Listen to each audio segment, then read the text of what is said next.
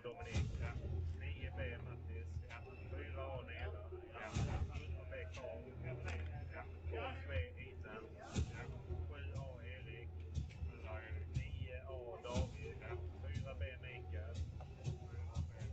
14B Magnus. 2A Gary. 6B Emma. 19A Nora. 19A Nora. 2B Pauline. 15A Erik. 5A Kilian. 8A Justin.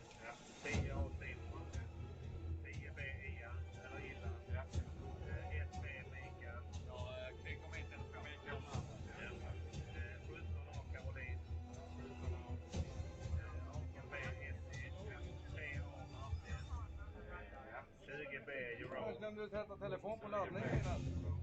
18A Robin. 6A André. 1B Jeff. 16B Ernesto. 8A Trevor. 8B. 11A Janik. 12A Melina. Eller Melania. 14A Henrik Smith. 7B August. 1A Frank. 20A Gullagud. 11B Filip. 5B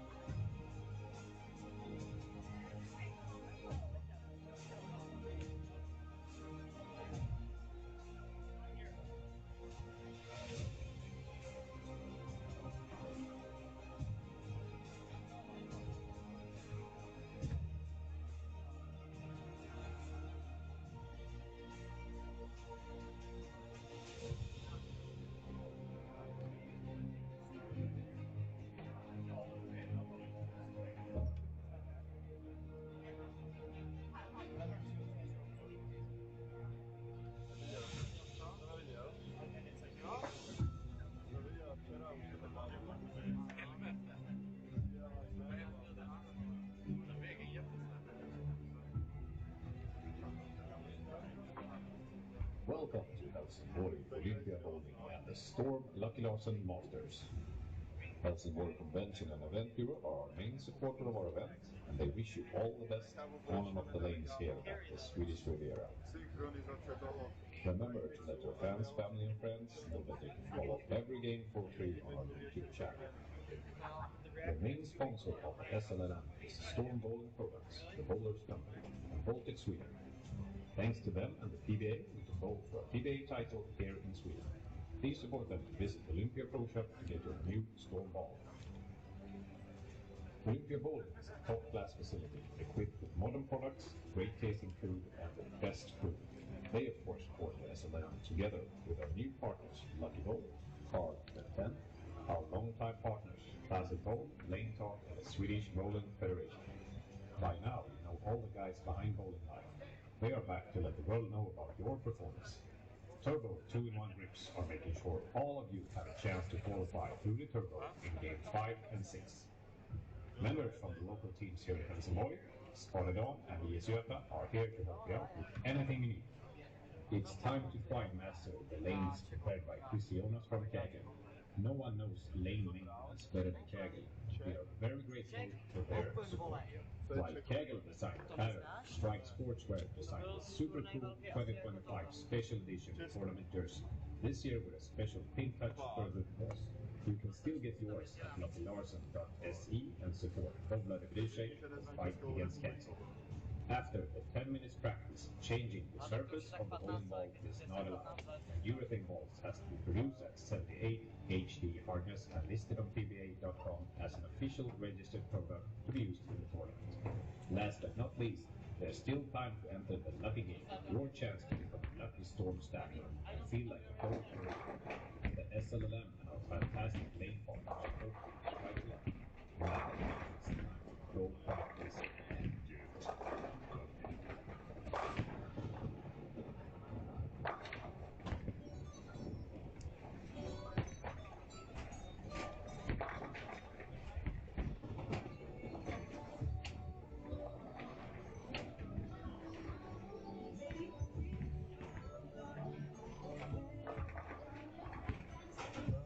Best place to find the best of the bar is where I go.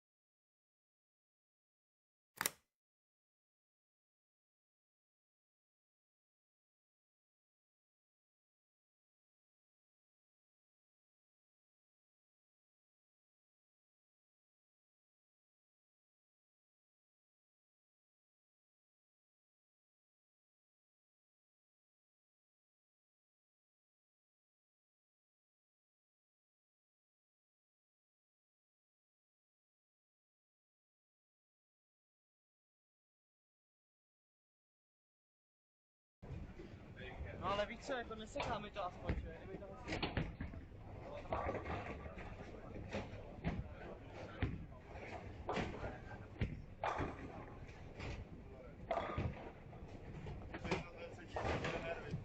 Cože?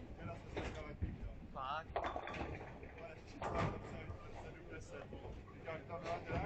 Tak se čeká, ale Blackem neměl.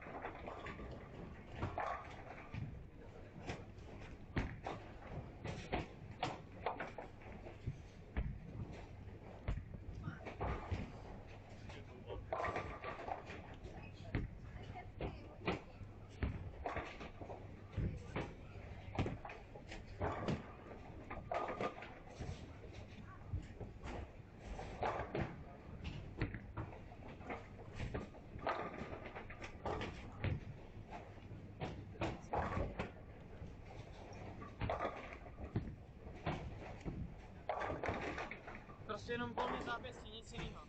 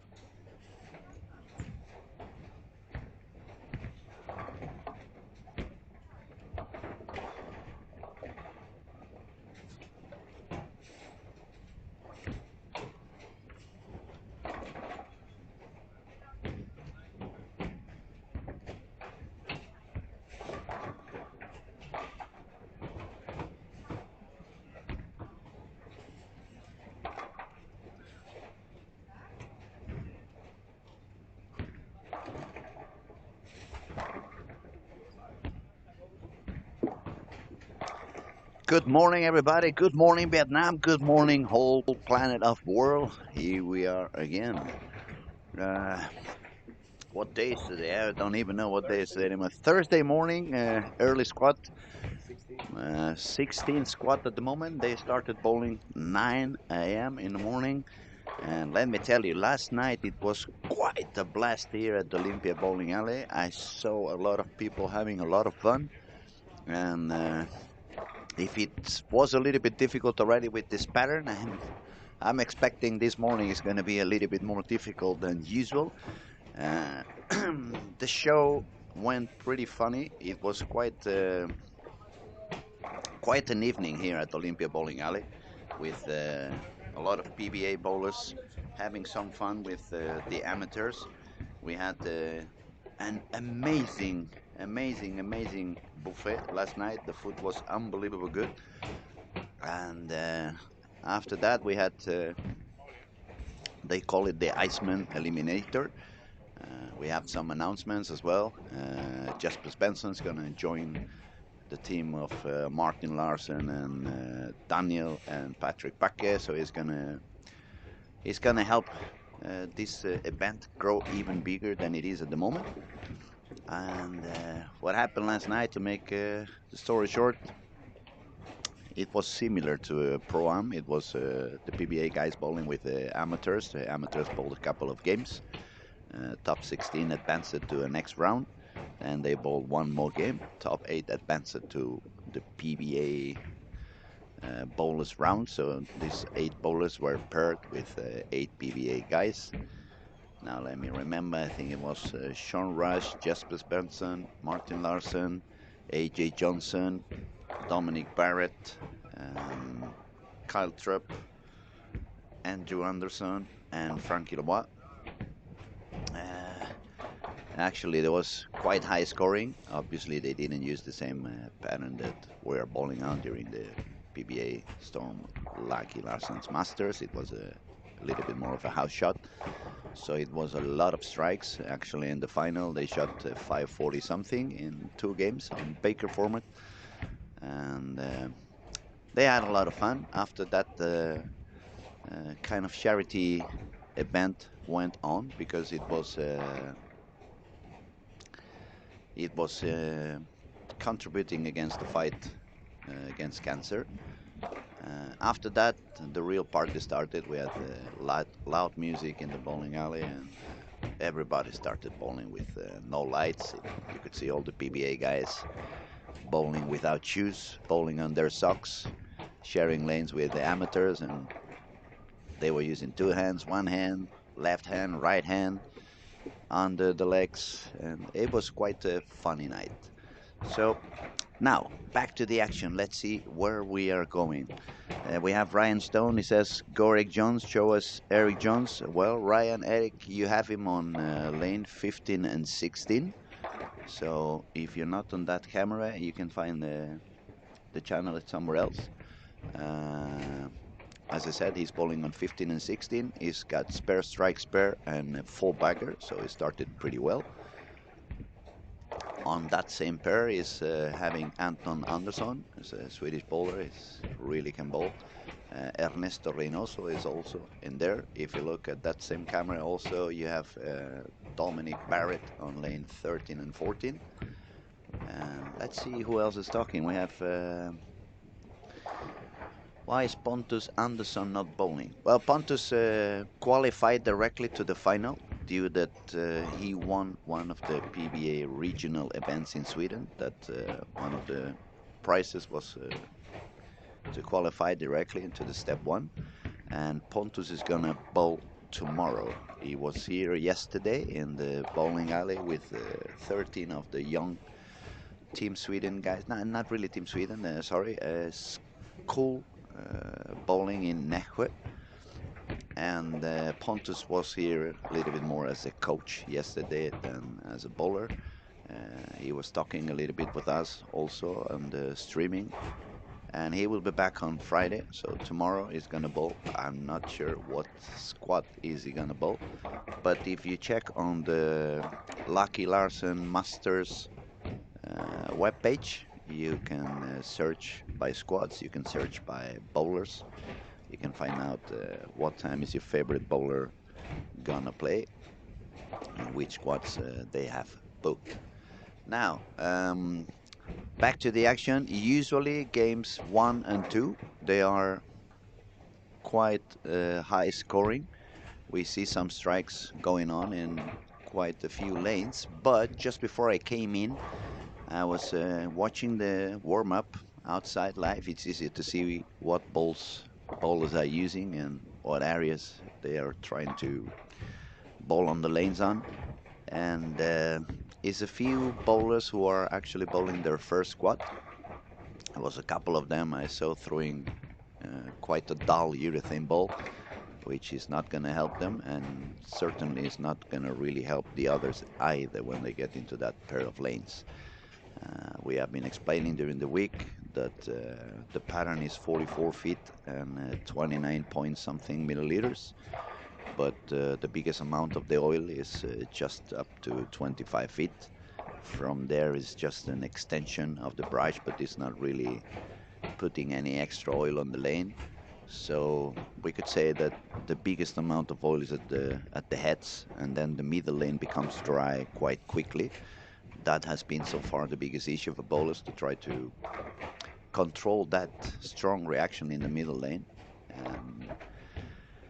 And the lanes are changing quite drastically. The movements you have to do, it's quite aggressive ones. So let's see. Lane 19 and 20, we have, wow, that's going to be hard to say. Good Laugur Baljerson, 235.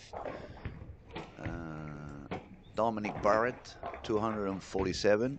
That's a pretty good game to begin with. Then let's see who else is striking.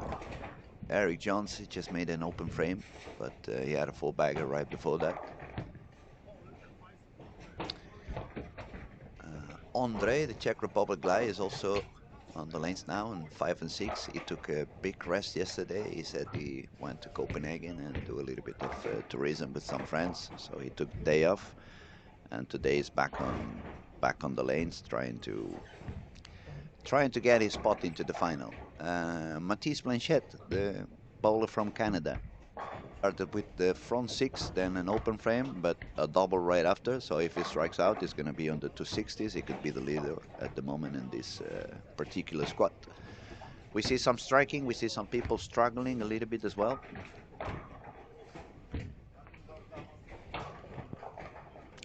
So you forgot Diaz already went into the final. No problem at all. That's the reason why we are here. Try to answer all your questions.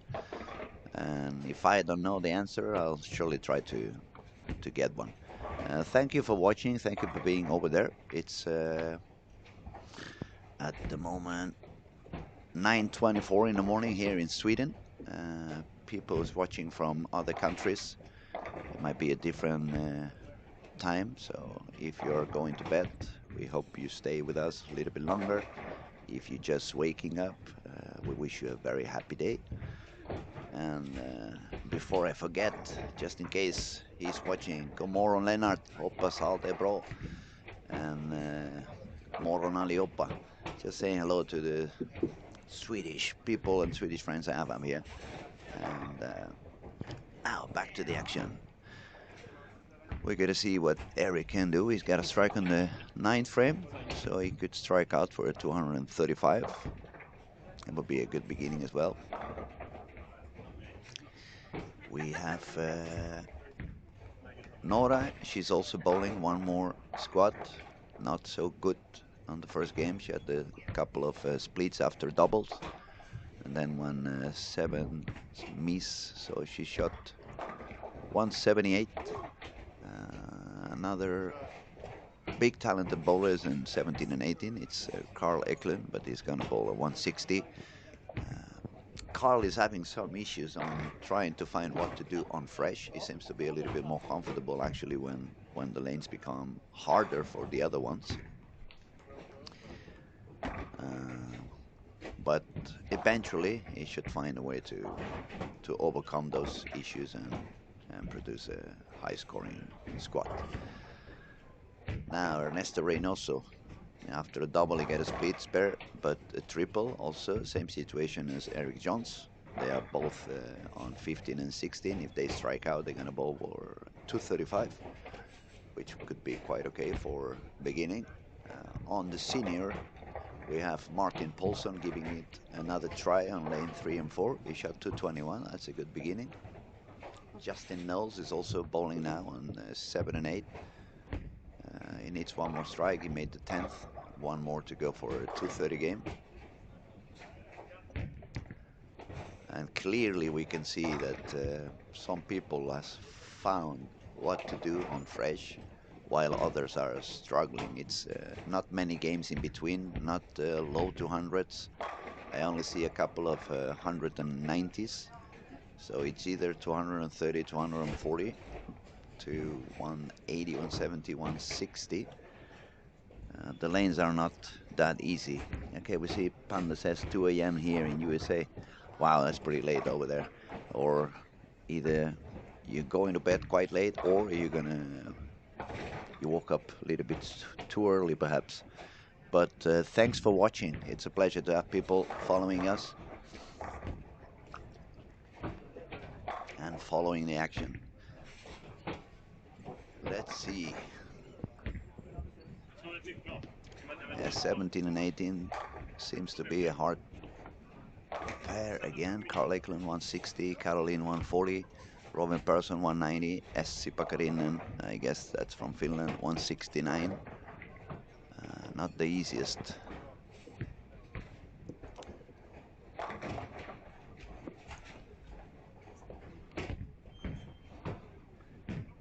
On lane 3 and 4 we have a very good Italian bowler, Antonio Fiorentino. He won the World Championships in teams events. I don't remember how many years ago, but Team Italy performed pretty well. They have a bunch of quite good bowlers. Antonio bowls 2 hands. He does it quite good. He's got a good technique, very long arms, and yeah. Trevor Roberts also bowling in 7 and 8, just missed a single pin for a 190 game. The body language wasn't the happiest. It's crazy that so early in the morning they are upset. The leader of the event, it's Ethan Fury. He's also on the lanes. He's bowling in lane 11 at the moment. He's gonna make 207. So it's a survival game, just to be able to carry on.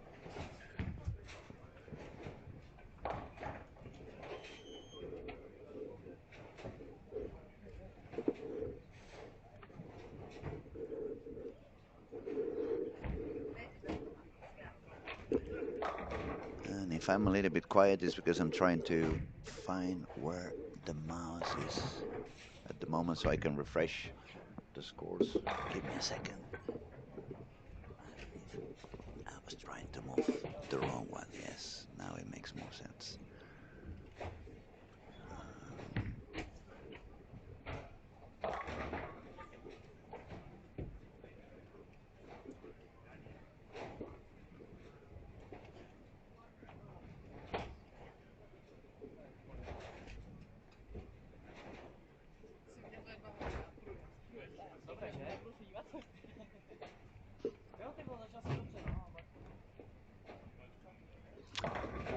Okay, I'm going to give you an update on how things are looking now. Top 25 overall. It's Zacharias Lindqvist with 1285. The overall leader of the tournament, still Ethan Fury with 1379.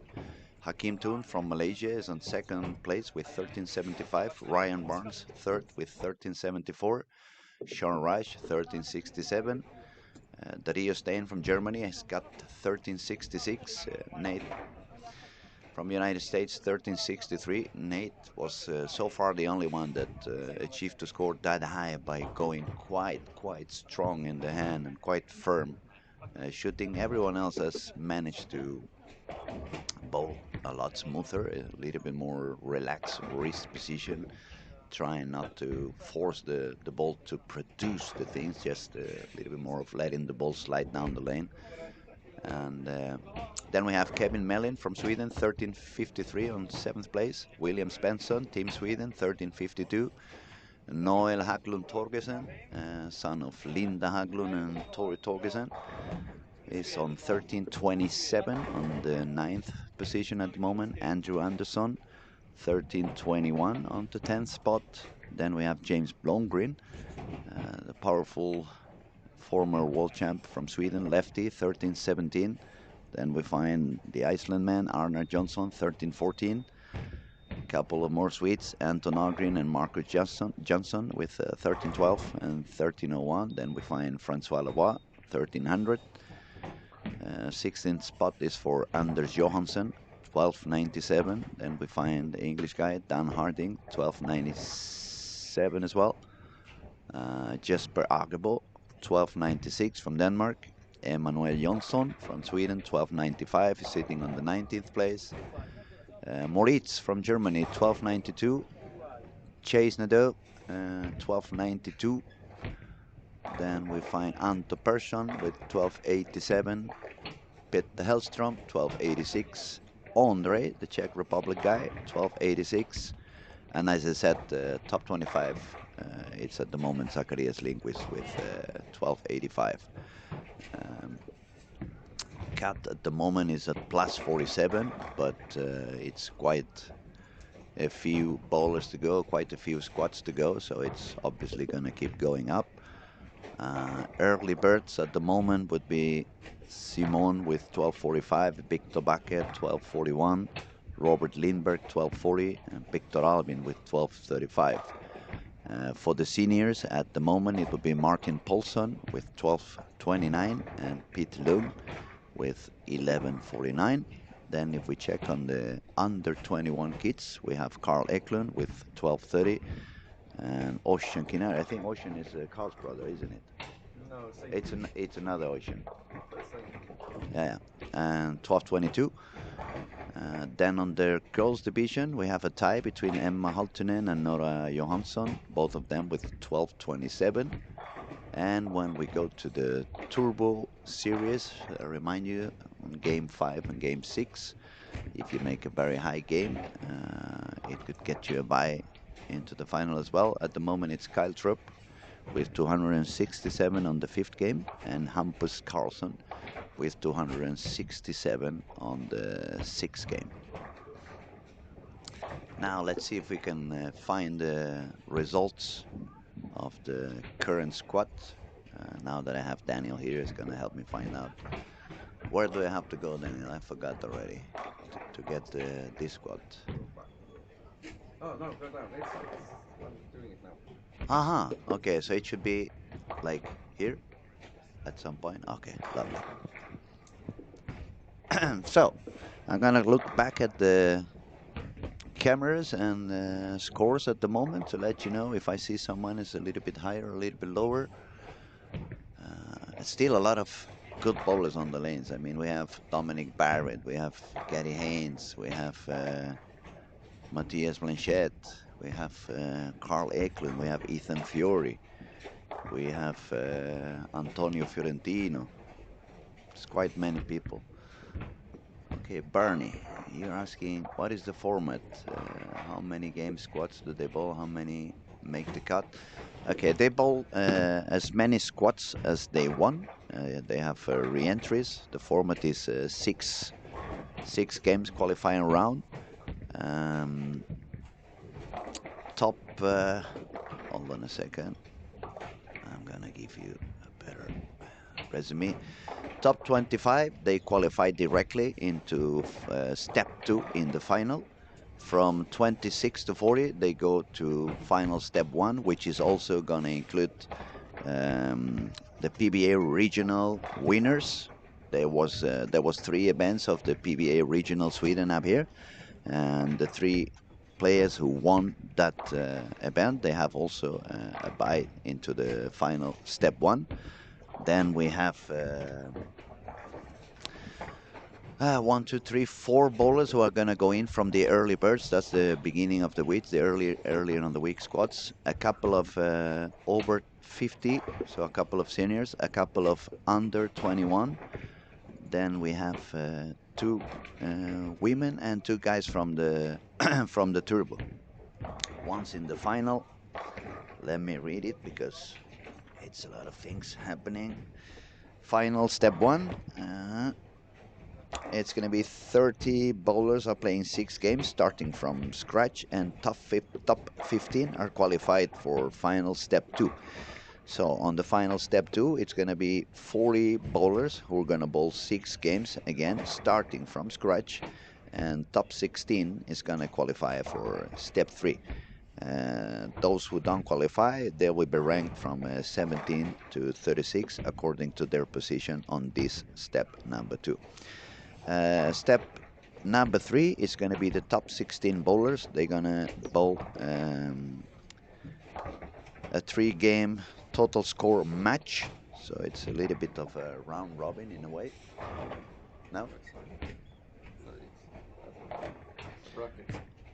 Brackets. Okay, so it's going to be brackets. Their bowl, as I said, a 1-3-game total score match. Yeah, now I see it here. Match number 1 is position number 1 against position number 16, number 2 against 15, number 3 against 14, and so on. The winners are qualified for the final step number 4, which is going to be sometime around 4:30 on Sunday. That's going to be the winners from step 3, who are going to bowl again a 1-3-game total score match. So it's going to be number 1 against number 8, number 2 against number 7, number 3 against number 6, number 4 against number 5. And the winners will advance to the semi-finals. Semi-finals supposed to start sometime around 7:30 on Sunday, 7:30 p.m. obviously. It's going to be semi-final number 1, so it's going to be the winner of match 9 versus the winner of match 12, and the second semi-final, it's going to be the winner of match 10 against the winner of match 11. Losers are ranked on number 3, and then the final match. The winners from the semi-finals are playing a 1-game total score match, and if the winner is a member of the PBA, a PBA National Tour title will be awarded to him. Otherwise, he's just going to win the event, but he's not going to get a PBA title. I guess that pretty much solves your question. And if you guys have any other questions, just feel free to ask. I'll do my best to give you the best answers. Now, back to basics. Now, I'm saying back to results. Let's see if that wants to work. Squad 16, Thursday, 28th of August, 9 in the morning. That is the one. Okay. After one game, Mathis Blanchette from Canada is leading with 249. Dominic Barrett is on second position with 247. Then we have, I need to learn how to pronounce this name. It's not easy. Swedish guy, Gudlaugur Bajersson, 235. Then we find Martin Paulson to 21, Justin Knowles, 220, Anton Anderson, 220, Ilan Lambert from France, 220, David Giantomasi from Italy, 216, Eric Jones, 9th place with 215, Mikael Mares from Czech Republic, 213, Michael Gottfried from Sweden, 209, Melania Rossi from Italy is the first girl we see in the squad today up there, 208. Right below is Ethan Fury with 207, Emma 203. Then we find Ernesto with 202, and the last bowler who managed to survive the par, it's Jakub from Czech Republic on 200 games. So we have 16 bowlers already who are bowling at least par. And second game, we should still see a little bit of high scoring. And then when we get to games 3 and 4, it's when transition is going to hit strong, and things are going to get a little bit more complicated than they were before. We have a guest already with us, former Team Sweden and still bowling Team Sweden, Mr. William Svensson. Welcome, buddy. Nice to see you here. Hello, nice to be here. It's good that we keep having some real good bowlers like yourself joining us, because it's always easy to do some commentary when I'm sitting down here in a chair. For me, it's easy to see, oh, he's doing this wrong, he's doing this right. But it's a very different history when you are on the lanes and you are facing this pattern. Let us know a little bit how you felt when you bowled. You bowled 2 or 3 squats? 3 squats, I think? I bowled 4 squats. 4 squats? Yeah. But I agree with you. It's easy to watch behind and feel like it doesn't look that hard, but yeah, the lanes are pretty tricky. I've had 2 good squads and yeah, 1 really bad one and then 1 that was okay. So yeah, the lanes are tricky. When you switch from pair to pair, it's different depending on what the other they guys did before, right? Yeah. This is one of those events where you really are praying that I hope the people are not damaging the lane so much, or when I get there, it's still playful. Otherwise, it's going to be a surviving mode. Yeah. And trying to stay alive for as long as you can. And do you agree with me that it usually becomes very tricky on games 3 and 4? Yeah, I feel like something happens after game 2. The scores have been pretty high the first 2 games, almost every squad, and then it goes down game 3 and 4. Some people manages to find a solution and come back a little bit on 5 and 6. Yeah. Right. What do you think it's the main reason? From sitting down here in the sofa, as I call it, it seems to me like many bowlers are trying to, nowadays urethane is so popular. Everybody's getting used to give a lot of surface to the ball and just keep moving left and sending the ball harder. But obviously urethane is not working in these conditions. You have the break point so much deeper than when you usually would like to have any urethane ball. It's going to become a little bit weak. And on the other hand, it's 29 milliliters, but all the oil is pretty much at 25 feet. After that, it's just brushing. So if you grab something that reads so early, it's not going to help you at all. And the other thing I've seen, it's quite a big amount of people using perhaps 2 strong cover stock balls, and especially 2 big cores. Yeah. So they have a very low RG, high differential, and those balls are reading so early that they don't manage to, especially the middle lane. to get it through the front. Exactly. So then they try to force it so much, and the only one I have seen succeed doing that at the moment was Nate. Nate really managed to survive that, but he was like so consistent. Yeah. But everyone else that I see has bowled up there, or probably including yourself, it was a little bit more of a weaker shot than usual, a little bit less forcing the ball to do something and just letting the ball do it instead. Yeah. Yeah, I was actually watching the live stream yesterday when Pontus was here, and you guys were talking about the lane motion and balls and other things, and he was talking about, and I feel like the same thing, that in Sweden we used to, when we see early friction or we see a pattern that's tricky, we want to go to balls that are stronger, blend out the pattern. And I feel like some people are trying to do the same thing here, but it looks so early mid lane. So yeah, Instead the solution isn't the same here, but people are trying to make it work like that, and yeah. It feels like, especially in this squad, I've seen a couple of new bowlers. When I mean new bowlers, I mean that they have not bowled any squads before. And when it was the warm-up and I was standing up there, I saw a bunch of them using a dull urethane ball, and I was with my hands in my head. No, not again, not again. They haven't been listening to what I've been talking during the week.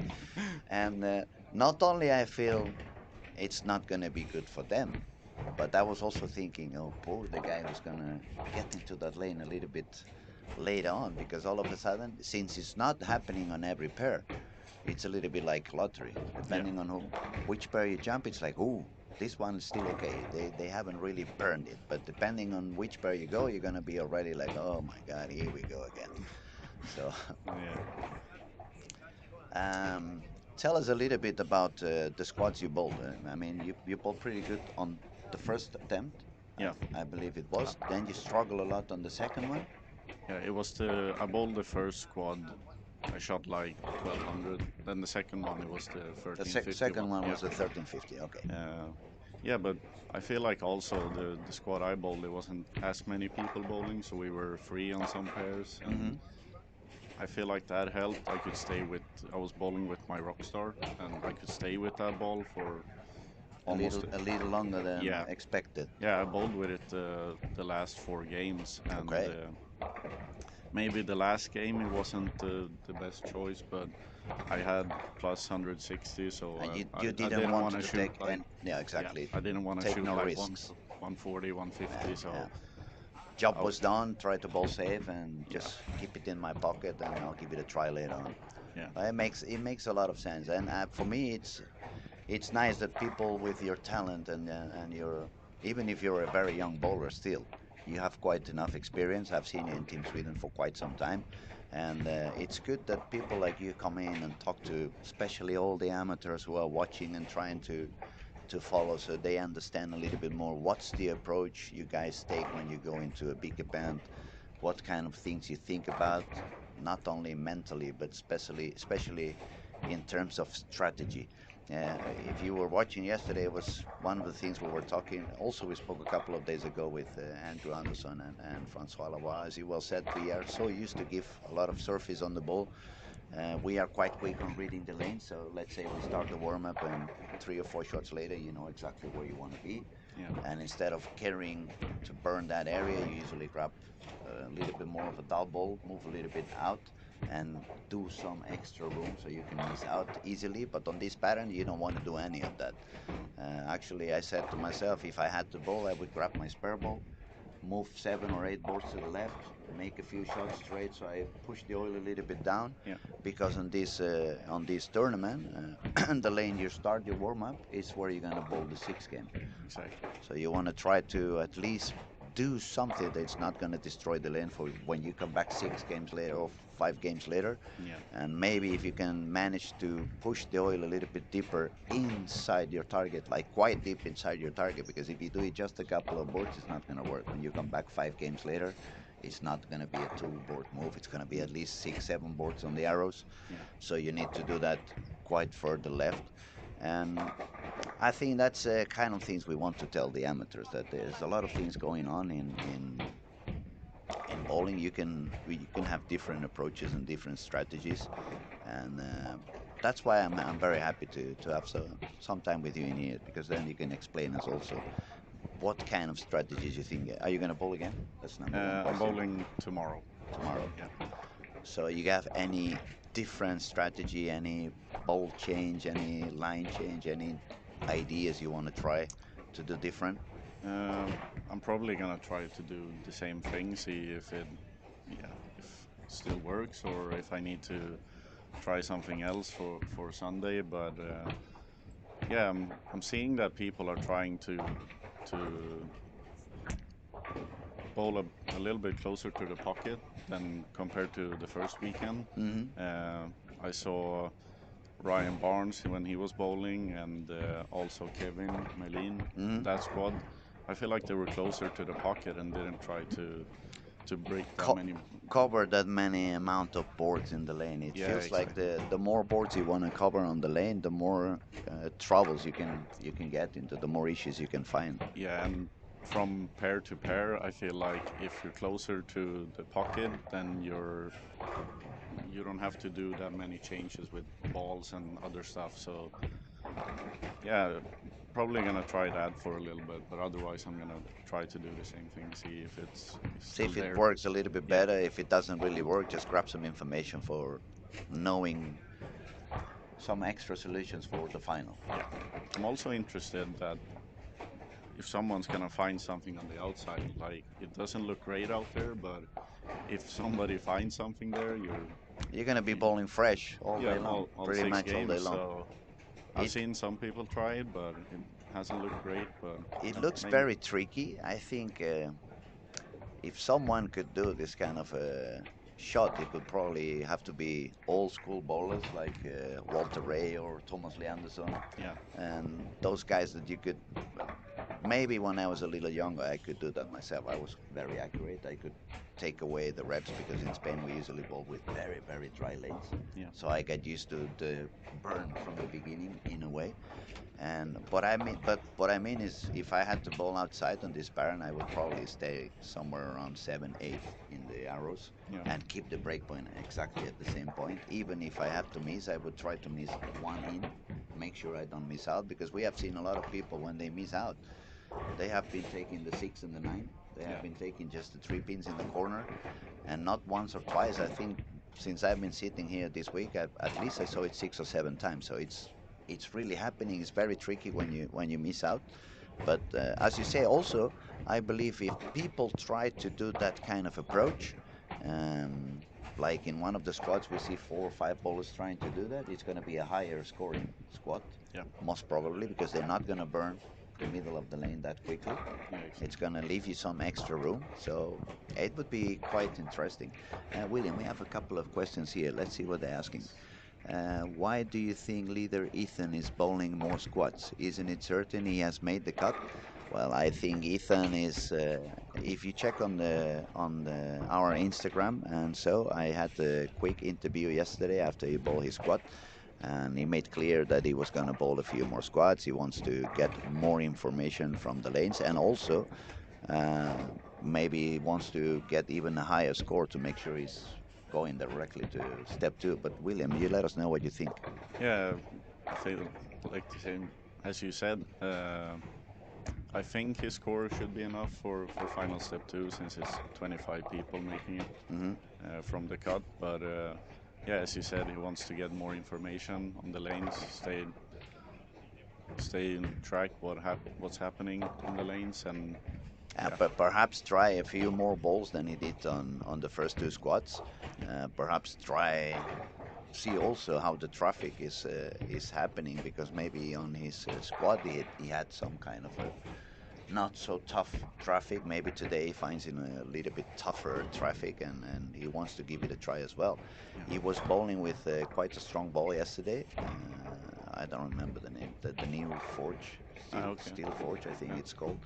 And but it looks like today is going back to that blue really likes a lot. So we'll see. And then we have another question. Do women have their own classification, and if so, what is the cut? Actually, women have no handicap. They are bowling under the same rules as the men. The only thing they have is that as the seniors and the under 21, they have 2 spots guaranteed in the final. So if they don't have enough pins in their squads to qualify directly to step 1 or step 2, the top 2 women overall, they're gonna have a pass into the final. And then we have Chase saying outside, no.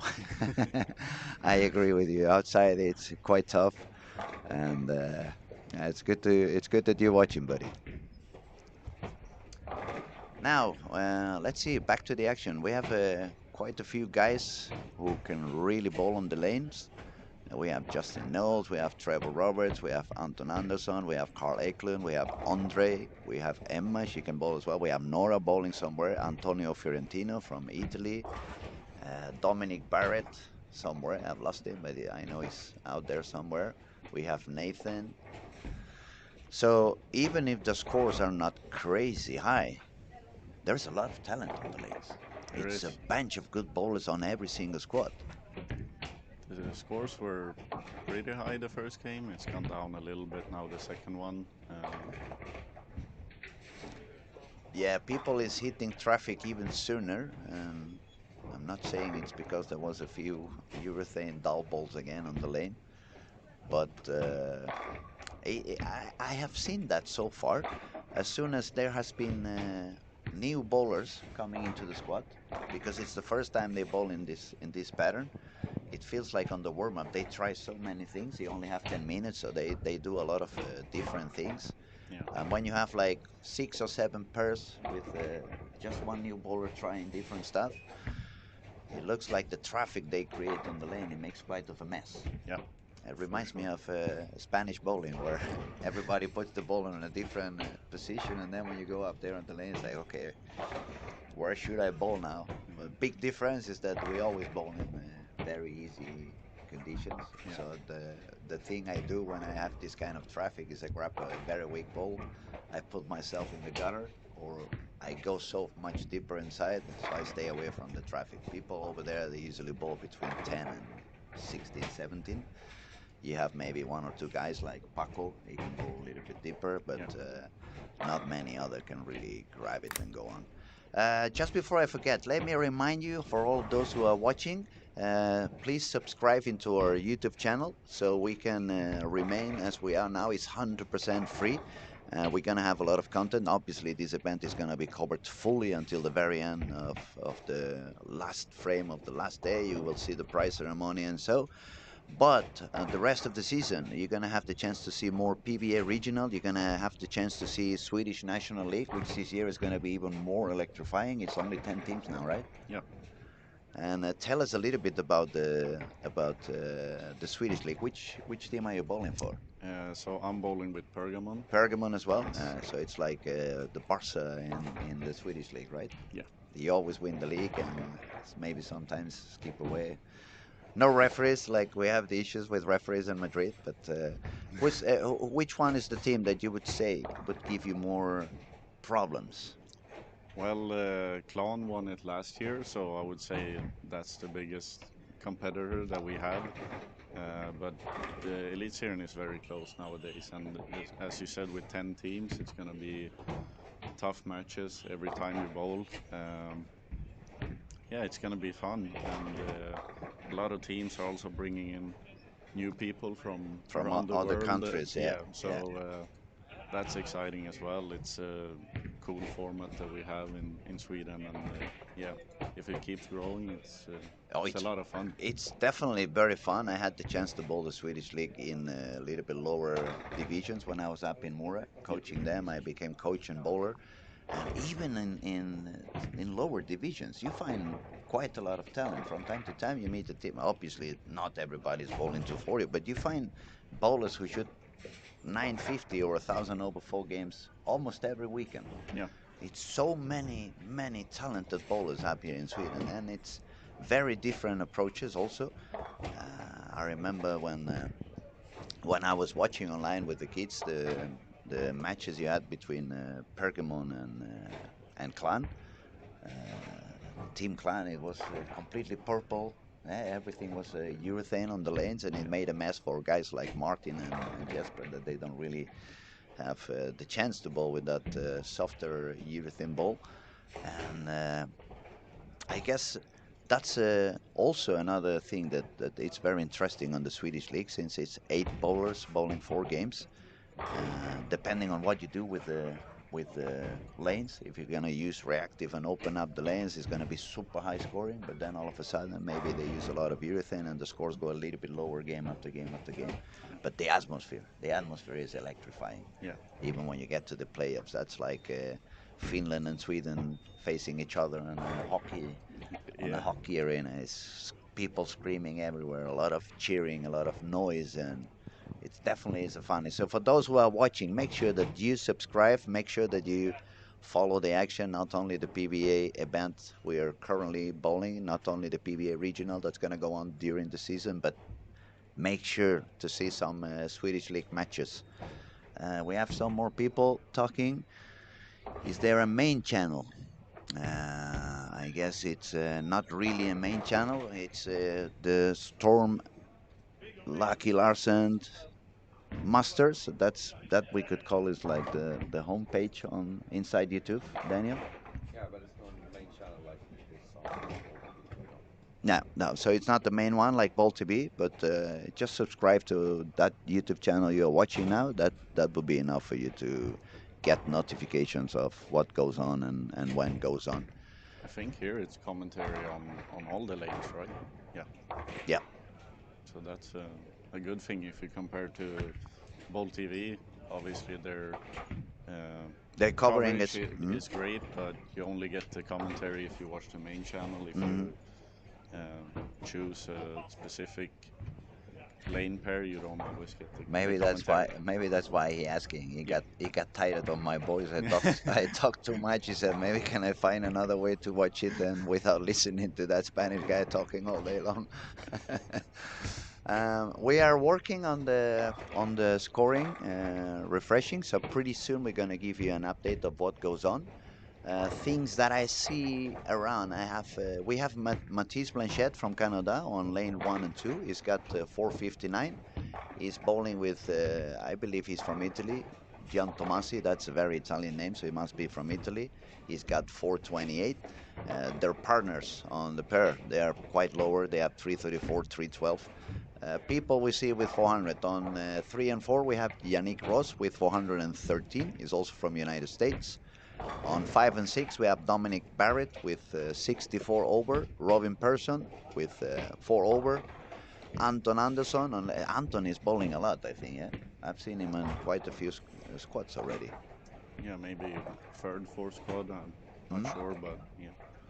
So Anton has 11 over. Then we have. Oh, you have to help me now that you're here. How the hell you call this guy on? Yeah, it's a Icelandic, yeah, I'm not sure how to pronounce it either. Good Lagur, something like that. Well, I think people call him Gully. Gully, yeah. Okay, then that's easier than we're gonna call him Gully from now on, because the first time I was reading, I was like, oh my God, this is gonna make a mess with my tongue. We have also Eric Jones on 7 and 8. Eric's fighting to try to get something that's gonna work for him. Then if we jump to 9 and 10, we have, oh my, Carl is on 325. I think he lost a lot of energy last night. He's gonna need a couple of cups of coffee to recover a little bit. Then we find Nora. Nora is also struggling a little bit, and she's got the talent, she's got the rep, she's got everything, but she has not been that lucky yet. 344 at the moment, so it's not a very high score for her. Emma, she's got 418. She has made, I think, every single squad I've seen on Emma bowling, she's done over par on the first 2 games, like easy. I remember one of the days she's got 480 on the first 2. Yeah. But then the damn traffic cost her to, and she didn't do any very low game. She just couldn't do any more, so it was 180, 180, 180, and then she ended up with 27 over, which at the moment is a tie with Nora as well. They're both the 2 leading girls, but she hasn't been any lucky after, as you said, game 3 and 4. It becomes quite a mess. So let's see if we can see her finding something that works today, and she doesn't have that many issues. Now, 15 and 16, we have Justin Knowles with 449 and Trevor Roberts with 445. Martin Paulson, bowling for the senior, made a little bit lower second game for what I see. Do we have anybody else over par? It looks like we had Ethan Fury with 21 over, and Nathan also on lane 17, right? 17, yeah, so he's got 28, so it was a 6 over for him.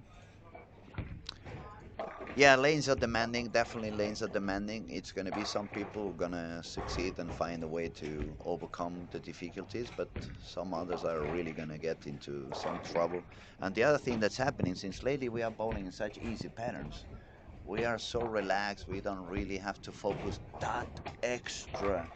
You don't really have to spare 7 times per game, you just spare a couple of times per game, and when you end up doing just 2 or 3 strikes for 2 or 3 games, the brain starts to get tired, like, ooh, I really need to focus, I really need to think, and now I start missing a couple of spares, and then all of a sudden everything is so annoying.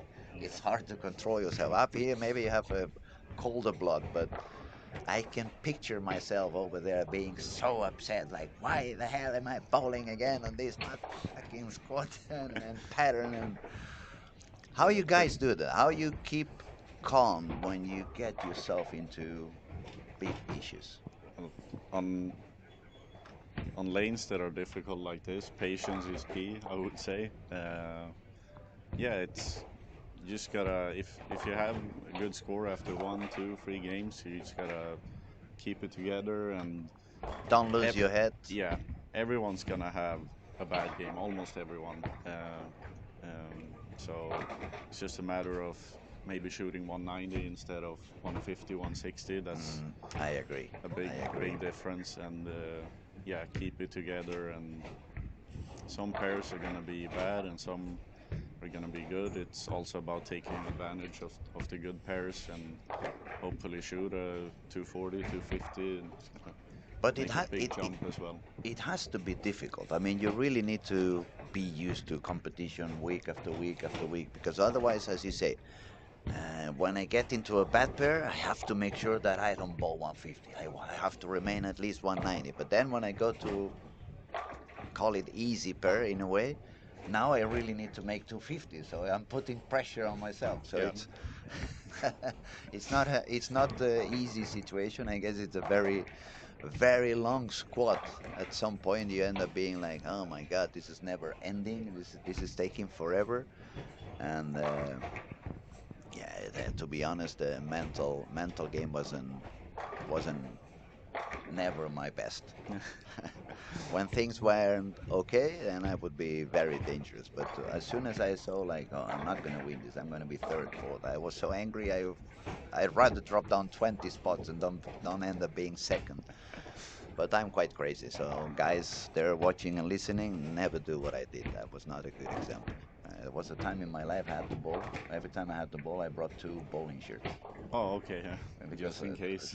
Not just in case, just because I knew for sure that the first one at some point I would do the Hulk Hogan over there, and I had to grab the second one. It was so embarrassing when you end up bowling, with an open shirt for 2 or 3 games.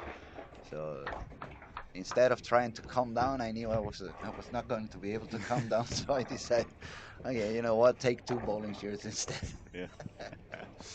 So people think about how many balls am I taking, which balls am I taking. I was worrying about how many shirts am I taking into the bowling alley.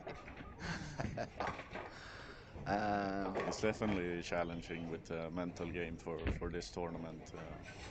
But it's also a good thing. I feel like in Sweden, as you said, we're used to bowling on easier patterns nowadays, and I feel like that's the wrong direction to go. I feel like we should go the other way, bowl on tougher patterns and patterns that are more similar to what we bowl on the PBA. And, but yeah. It makes sense. I mean, I understand the perspective of the bowling alley owners and bowling alley managers. They want their customers to go home very happy because when they go to bowl, but that is a little bit more in the amateur level.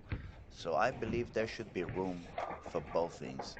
And lately we don't see many demanding patterns. Everything is about just creating power, moving left, give more surveys, keep moving left, keep pushing in harder. And it seems to me now that I'm getting a little bit older, I'm more into coaching than bowling. It's not good for this new generation. I mean, the bowlers who are now 17 for the last 5 years, that's pretty much since the beginning of their understanding of the game. They have been bowling on this easy pattern where they only need 1 or 2 balls. Yeah, a lot of urethane, Mostly especially urethane. the purple And so they get a lot of control because the ball gives you a lot of control, and all they have to care about is giving reps and pushing it harder. But then as soon as they move into one of these tougher conditions, they suffer a lot. And you see they miss a lot of spares, and they're not really used to do the things that we used to do in the past. I mean, I remember for me, the first time I came up to Sweden with Patrik Bowman and Thomas Leandersson, Mats Karlsson, Ulf Hamnes, they teach me to do a lot of things. First, they fix me completely because coming from Spain, I had 0 technique. I was shooting 35 kilometers per hour. I was very accurate, but I had maybe 3 reps on my ball and 40 kilometers per hour. So they fixed my timing. They showed me how to relax my swing and let the ball move the arm. But after that, when you're 15, you learn things pretty fast. So it took me a couple of days to learn how to do that the right way, not to be repetitive or consistent, but to do it the right way. And then they started explaining, okay, this is going forward. That's gonna make the ball hook a little bit earlier, a little bit more in a consistent way. This is going around the ball. That's going to make the ball go a little bit longer. So that's one thing I don't see that often anymore, changing the hand position. Another thing they teach me, how to bowl regular speed, slower speed, higher speed. Now we only see high speed. We never see, or hardly we see young bowlers going slow and curving the ball and having like more control on what they do. And for me, it's a shame because bowling is very complex. There's a lot of things going on. There's a lot of factors around the sport. And I wonder what's going to happen if, let's say, 3 years from now, they really decide to banish all the urethane balls in every single federation in the planet. What's going to happen to all those kids that are only used to bowl purple hammers or soft urethane that's reading super early? They're going to kill them. Yeah, it's gonna be like learning how to bowl all over again. Yeah, pretty but much. But yeah, I agree with what you're saying, and a lot of the new generation are losing their touch absolutely. with only throwing urethane, because if the urethane hooks too much or too early, they move left and just rip it more, and with reactive and on conditions like this, yeah, it's not the same thing. And, It's demanding completely the opposite of what they are used to. And we see that, for example, for me, that I follow a lot of sports and I try to stay, understanding what goes on in the rest of the sport community. There's a lot of talk lately in both football and basketball that the younger generations, for them to sit down in front of the TV and to see the whole football match, it's too long. They don't last for 2 hours sitting and watching something. What I mean is they're always active with their phones and stuff like that. So if 3 years from now we get all this generation who has no patience and we get away all the urethane balls, how many are really going to be patient to learn how to bowl for real? That's what I'm afraid of. That half of the bowlers under 17 or under 18, they're gonna just quit. Oh, okay, now it's too difficult for me. I don't like it. I don't enjoy it, so I'm gone. yeah, it's an easy sport to learn nowadays. Throw with two hands and the urethane in your hands, and you can shoot high scores on easy patterns. But yeah, the thing I don't like about the urethane and about easy patterns and everyone throwing the purple in some tournaments, that the aspect of being good with how you set up with balls and speed and all those things. It's gone.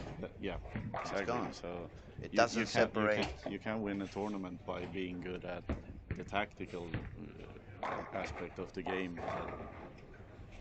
That's a little bit sad, I feel like.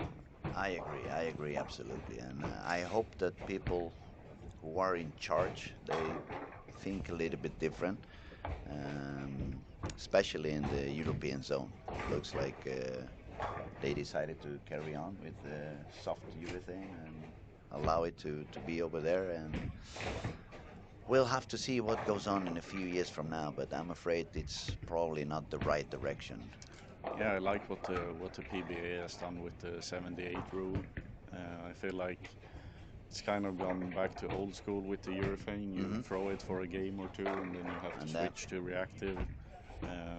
Yeah, and I would say that a lot of the players I've talked to feel like it's a good thing as well. But yeah, we'll see what's gonna happen. But it's obviously it's not a discussion that's gonna end for another couple of years, I feel like. Yeah, we will have to see what goes on. We have some comments over here. They say they love the commentary. We appreciate. Thank you very much for your kindness.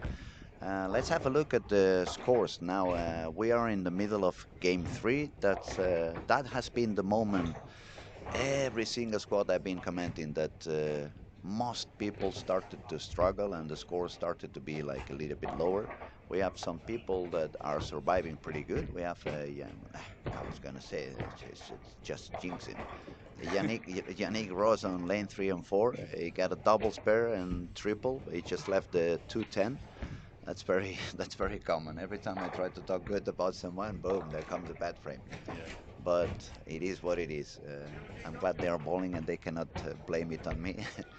We have Ethan Fury bowling at the moment in 19 and 20. He's got strike doubles, strike 9 spare, 9 spare, and 4 in a row.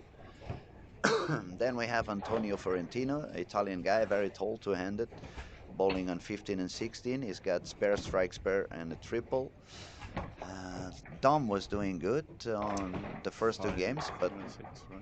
yeah, 5 and 6 now, double 9 miss, 9 spare double, so he's 6 over par at the moment. He's going to shoot on lane 6. Let's see where Dominic is throwing the ball at the moment. Oh, already on 25, 26. Yeah, he's moved He deeper moved now. deeper, yeah, definitely. Then Andre on 13 and 14, Martin Paulson on 15 and 16. Some people is doing some strikes, but we start to see as soon as they miss a little bit, it's no longer 9 spare. We see a lot of 7s and 6 and splits, and as you said, it becomes very tricky and it's not easy. And also I understand when you make, for example, you start with 450, 460. It's not a super high score, but you're on the right pace to make it into the cut. Then you switch lanes, if you find yourself in trouble, and it has to be at some point a fight with your own brain. Like, it feels like I have to make a big move. It feels like I have to make a drastic change, but I just shot 60 over, so I'm not sure I want to make such a drastic move. And then what's really happening is when you don't do that drastic move, you end up having a 150 game. Yeah. So it's a very tricky event, very interesting to see and to do the comments on. Yeah, it's hard to stay aggressive with your moves when it's a tricky pattern because you don't want to give away any pins, but also if you don't make the move, you might end up giving away pins as well. So. Even more, perhaps. Okay, so Ethan seems to feel quite comfortable on those 19 and 20. He's got 5 bagger at the moment. He was at 21 over after 2 games, so this guy can really bowl, right? Yeah, he's really good. When I saw him the first time in the US, I was really impressed with his physical game. It looks really solid, and yeah, he has a very bright future. He's already a major champion on tour, and yeah, he's gonna win A lot. plenty of more times. Yeah, I feel like, yeah. a lot. I said to him yesterday when I did the interview that when I saw him the first time I saw him online, I think it was the match he did against EJ Tackett when they had to do that. How the roll off. The roll off yeah. that lasted forever. Yeah. And for me, when especially as a coach, because as a bowler I bowl one hand all my life, and I just tried a few times 2 hands just for fun, but I definitely don't have the speed on my legs, so my ball goes 10 miles per hour. It hooks in the middle of the lane and it's no chance for me. But even as a coach, obviously I had to pay a lot of attention on how you guys do it with 2 hands, because it's the new generation. They don't want to learn how to bowl one hand, they want to learn how to bowl 2 hands. So I had to pay a lot of attention on what things you do different in terms of timing. You need to adjust the timing, you need to understand it's a lot shorter swing, so you need to move the ball quite later compared to when we move it as a one-hander.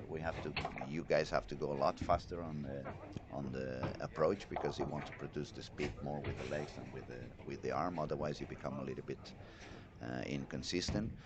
So for me it was like trying to understand the 2 hands, try to become better as a coach, see many different bowlers.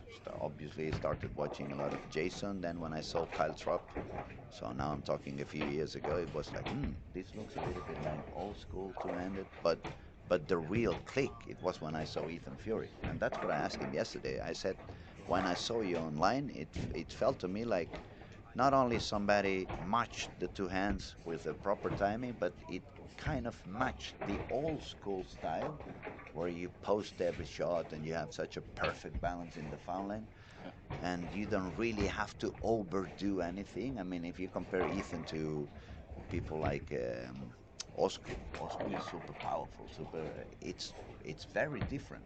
Yeah. So for me, it reminds me a little bit like, okay, we grabbed an old school guy. Maybe we grabbed the brain from an old school bowler from the 70s or the 80s, and we put it on a young kid who's going to bowl two hands. Yeah. And he's got that exquisite, smooth technique. So watching him instantly, I got so much information. So I said to myself, I like this approach. I'm gonna, especially for older people who wants to switch from one hand to two hands. Like if I wanted to do that, it's very hard for me to accomplish that speed in the leg. So watching Ethan when he was doing the push away, how late it was compared to the two hands and stuff like that. So actually, it's and to see him live, it's obviously he does it very, very good. Yeah, I would say that if I was gonna teach someone to bowl two-handed from scratch, he's the guy I would Show him, show eh? and, Like this is what you want to do, Yeah. right? Okay, in terms of scoring, lanes are a little bit harder. Some people is managing to survive pretty well. Not only Ethan Fury is going to shoot the 10th frame after 6 bagger. Let's see if he's get number 7. Yeah, absolutely. So he's on his way for a 269 game. If we look at lanes 1 and 2, the guy from Canada also, who was currently on 2nd position with 59 over, is going to shoot 244. He's quite solid also. He's quite deep inside. He's already doing a little bit of, no, not lofting it yet, but quite deep inside. He felt quite comfortable on games 5 and 6. Matisse, I have seen him struggling at the beginning of the squad, so maybe this could be the good squad for him. Maybe he could manage to survive this one. Who else was doing okay? Dominic saved the 205 at the end, so he's going to currently sit at 69 over.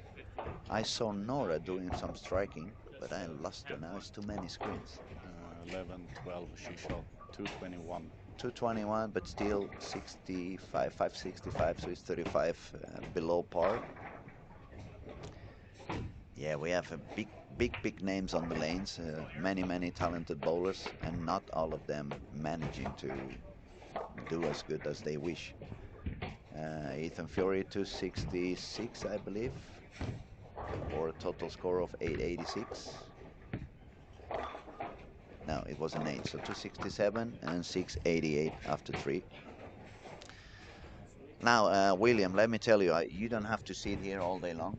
I know I asked to give me a hand and come and talk for a couple of games. I know you need to get some information. It's a lot easier to see when you are outside live. And so feel free to go outside whenever you want. We really appreciate you having sitting with us for a little while, giving us your perspective, your point of view on what goes on. Your perspective on today's bowling situation, your perspective on this particular event and lane conditions we are facing, and we wish you the best of luck for the rest of the week. I'm gonna make sure to follow the action when you bowl again. You said bowl tomorrow, right? Tomorrow, yes. Yeah, it was fun being here. It was a different experience. So, yeah, and I think it's great with what you're doing with the commentary, and the live streaming is extremely important, I would say, to get people to watch from around the world. So yeah, it's fun to come here and commentate for a bit. You feel free to jump in whenever you want. Yeah, we appreciate you. Might come back. We'll see. That would be lovely. Thank you so much, William. Thank you. I'll see you later on. We'll keep in touch. And okay, we are ending game number 3, which is the tough one. We're gonna get into game number 4, which is not gonna be so pleasant either, and then we will reach 5 and 6, where turbo goes on, and as soon as the turbo is happening, even if you have a very low squad, you really want to fight back, because you could put yourself into the finals just by having one very high game on game 5 or game 6. as we said, Matthias Blanchett 244, so he's now 103 over after 3 games. That's one of the first 700s we have in 3 games. I don't really remember anyone else having 100 over after 3 games, so that would be quite noticeable. Then we have Ethan Fury with 88 over. This guy really can score, so wouldn't be surprised if he repeats and he goes pretty high again. So are we gonna finally see the first 1400 in this event? I'm crossing my fingers and I'm pushing hard in positive energy and positive vibes that we will see. Let's see. Lanes 3 and 4, we can see Ernesto Reynoso fighting his way back. Ernesto has been very successful on the first couple of games on every single squad, especially on game 1. I would say more than the first couple of games. Game 1, he was bowling really, really high. When we had him here on the streaming, he was telling us he had bowled 3 or 4 squads. He was nearly 200 over on games 1. But then he got into traffic and he couldn't find any solution. He had drilled himself a little bit of a weaker bowl to try to see if he could compensate. It didn't really work yesterday, but he bowled on a squad where pretty much everybody was struggling a lot. Today, for being game 3, I think he's going to be by far his highest 3rd game in any squad. If he strikes one more, he's going to go on the 257 for 250 something. Let's see. Shooting it quite firm from the inside, missed a little bit in, so he's going to remain on a 246, but still is a very good game. It's going to put him again on par. People who's bowling okay as well. We have Trevor. He had 45 over, but now he's struggling a little bit on lane 15 and 16. He's going to shoot 180. The Italian guy, Antonio Fiorentino, also bowling on 15 and 16. He's got a triple, then he made one miss on the spur, but he's got another triple, just made a strike on the 10th frame. So he's looking to put himself on 16 over with a couple of strikes more. Ernesto 246, so he ended up with 629. And we are ending game 3, so you give me a couple of minutes. We're going to refresh the scores and I'll let you know exactly how things are going. I'll be right back.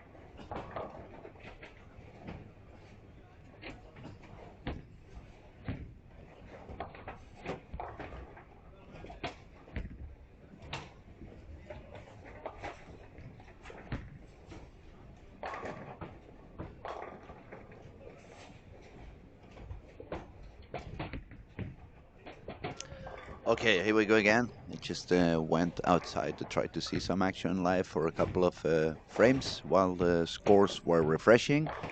I see we have some more people talking. Xavi, bon dia. Sí, avui hem començat aviat, avui hem començat a les 9 del matí, ara cada dia comencem a les 9 del matí.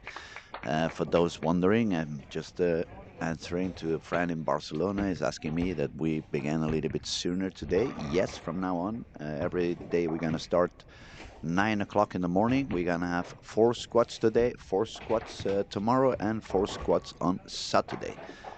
Sunday is going to be the finals, and it's going to be a lot of action as well. It's going to be quite a long day since step 1 and the final is going to start 8 o'clock in the morning. So everybody who wants to follow the action, you're going to have to get 7:30 in the morning coffee if you are in the Central European times. If you are watching from somewhere else, you're going to have to find out. Let me tell you so you know the hours difference. We are currently at 10:36 in the morning here in Helsingborg, 10:36 in Barcelona, an hour less in United Kingdom, and so on and so on. Now, back to the scoring. We have, I believe it's the first 700 series I see in the first 3 games. That's for Mathis Blanchette from Canada. He shot games of 249, 210, and 244. And 240 game on game 3, it's pretty good because it's when the tough transition really starts showing up. Another guy who did very good on game 3, it's Ethan Fury. He shot 267, so he's sitting on 88 over, 207, 214, 267. Then we find another PBA from England, Dom Barrett, 247, 217, 205. So he's managing to survive at the beginning of the transition. Let's see what he can do on game 4. Then we find the young talented kid from United States, Ernesto Reynoso, with games of 202, 181, but 246. So Ernesto seems to me is going to be a dangerous kid more sooner than later on this event because he has been bowling terribly good on the first game of pretty much every squad, and then he couldn't really find what to do later on. This particular morning he didn't start that high as he was used to. He just shot 202 on game 1, but he found something that is working on transition because he just shot 246 on game 3. That's very good news for Ernesto. 5th place we find another United States bowler, Trevor Roberts. He shot 193, 252, 182. So that is pretty much what we see a lot on this event. We see people shooting games of 250 and then all of a sudden going for 170, 160, and that has to do with traffic. It's a very demanding pattern. You pretty much want to buy a few coffees to the bowlers who are bowling in the pair you're going to bowl later on to make sure that they don't mess it so much. And that's the reason why. I mean, if I look around, I see a lot of these 220, 160, 221, 155, 250, 180. 212, 170, 214, 180, 210, 150. For example, for Justin Knowles, he shot 220, 210, 158. Emma Haltunen, 203, 215, 155.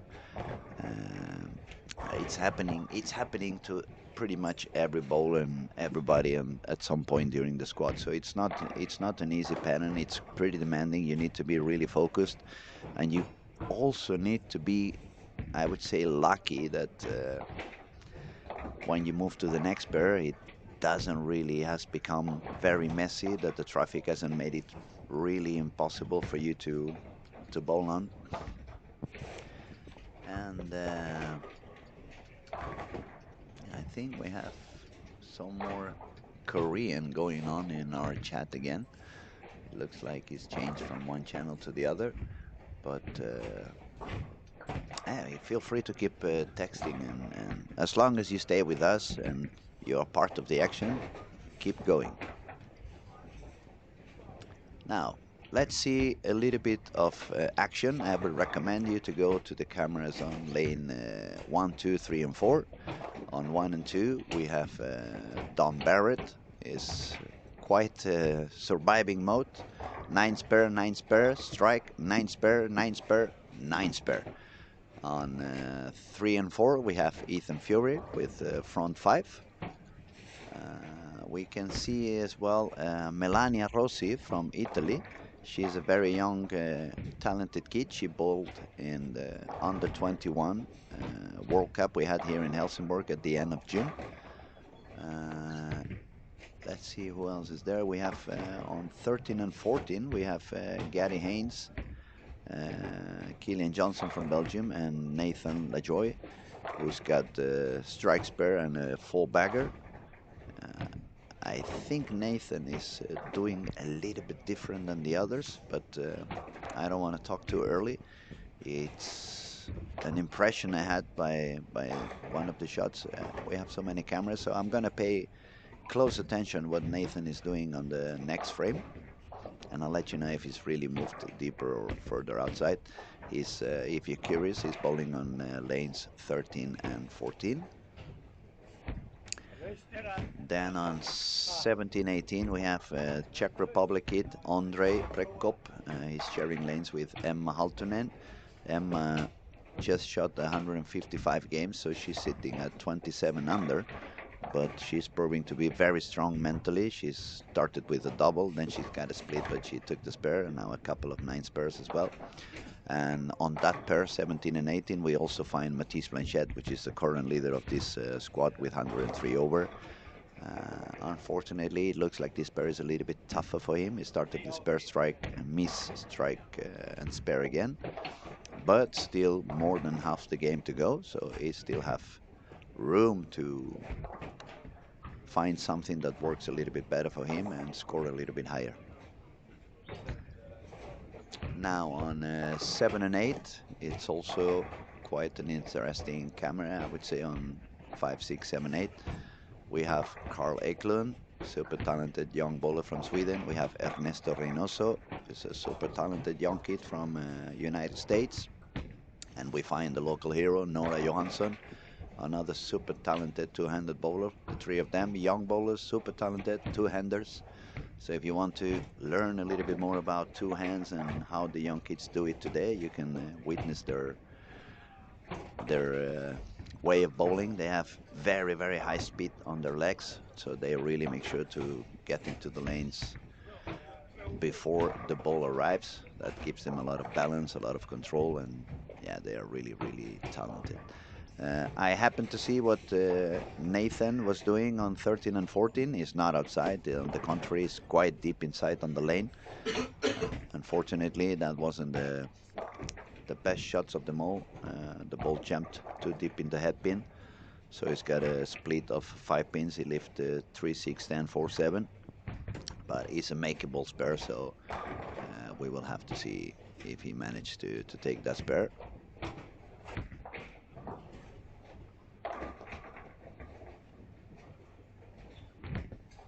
Looks good. Oh, that was pretty close. Just left the 6 pin over there, so sorry, the 3 pin over there, so it couldn't really take the spare. Okay, let's find again our leaders of the squad: Ethan Fury, Mathis Blanchette, Dominic Barrett, and Ernesto Reynoso. Ernesto just left the 2-7. He's got the spare double, spare strike, so if he spares it one, it's still going to be above par. Then on lanes 1 and 2, Dominic Barrett is struggling a little bit. He had kept going with that 9 spare streak for quite long. It was 9 spare, 9 spare strike, 9 spare, 9 spare, 9 spare, 9 spare, 9 spare, and now he just finally got the 8. He left the 2-8. He should be able to spare it. Let's see if he can double on the 10th frame to save the par, make it to 100 game, which would be important for him. On lane 3 and 4, Ethan Fury, front 6, 9 spare, so he's on the pace close to 250 again. That would put him with 130 something over. This kid has found a way to succeed on this pattern. He's very good, obviously. He's very accurate. He can repeat shots like a strike machine. But not only that, he has found a way to conquer the lanes, and because he's making it work on every single squad he's been trying at the moment.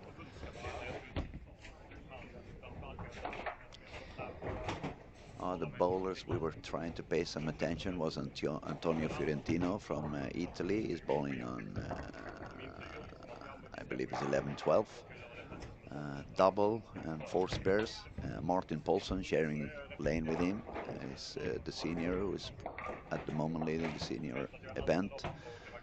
It's not that there is a separate event, it's the same event, just the seniors have an extra pass into the final. The top 2 seniors that are not already in the final, they can make it through the senior spots. He's got 1 open frame on frame 1, then 4 9 spurs and a couple of strikes.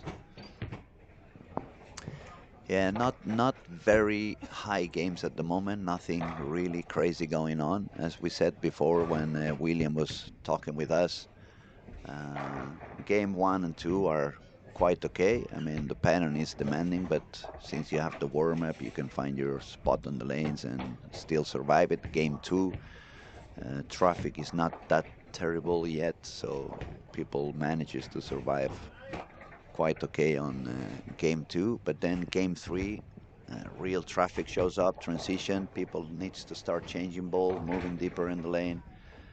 Every pair is a little bit different than the other due to the traffic that the previous bowlers have caused in there, and we start to get some issues and get a little bit of lower scoring, and that gets a little bit more exponential when you get into game number 4, which is the one we are bowling at the moment. I believe the highest score on this game is going to be by Ethan Fury by far. We see some people struggling a little bit. Dominic Barrett, 182, so he's going to drop down to 52 over. No, 51 over, excuse me, 851 for Dominic Barrett. So that means on the next 2 games he needs at least I would say 70 over to try to make it into the finals. Yeah, today probably is going to clear a little bit our predictions. Is the cut gonna go as high as I said at the beginning of the week with 150 over, or is it gonna lower down a little bit? If you guys were watching, we had Robert Anderson 3 days ago. We were talking at the very beginning of the event. My prediction was 150 over. Robert said it was going to be a little bit lower, like 130 over.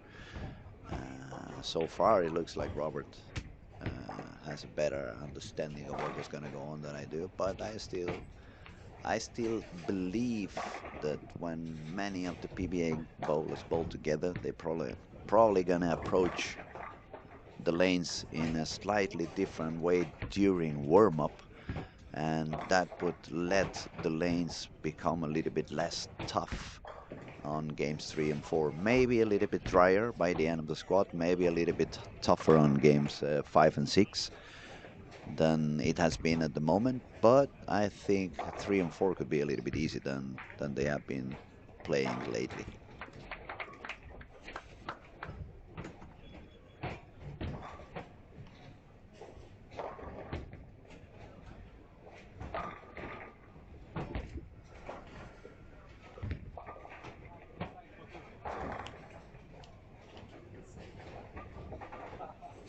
Not many high games, as we predicted.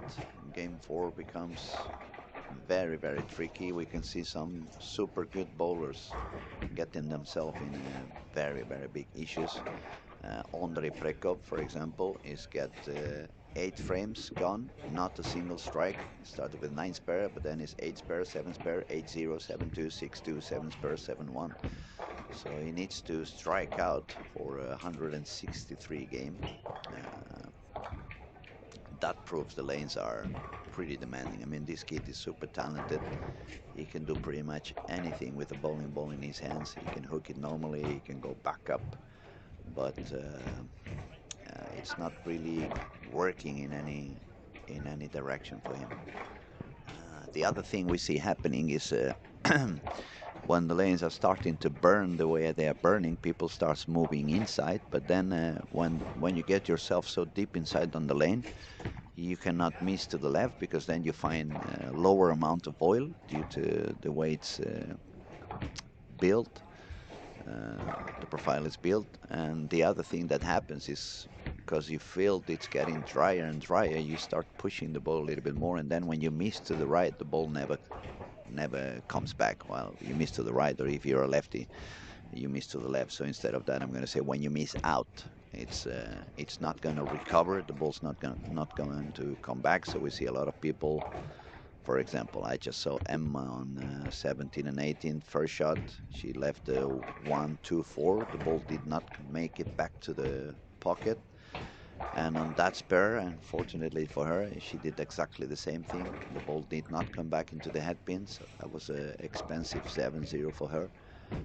Our current leader, also on lane 17 and 18, under quite some struggle. 6-pair strike, 6-pair strike, 8-1 strike, 9-pair 5-2, which is quite expensive.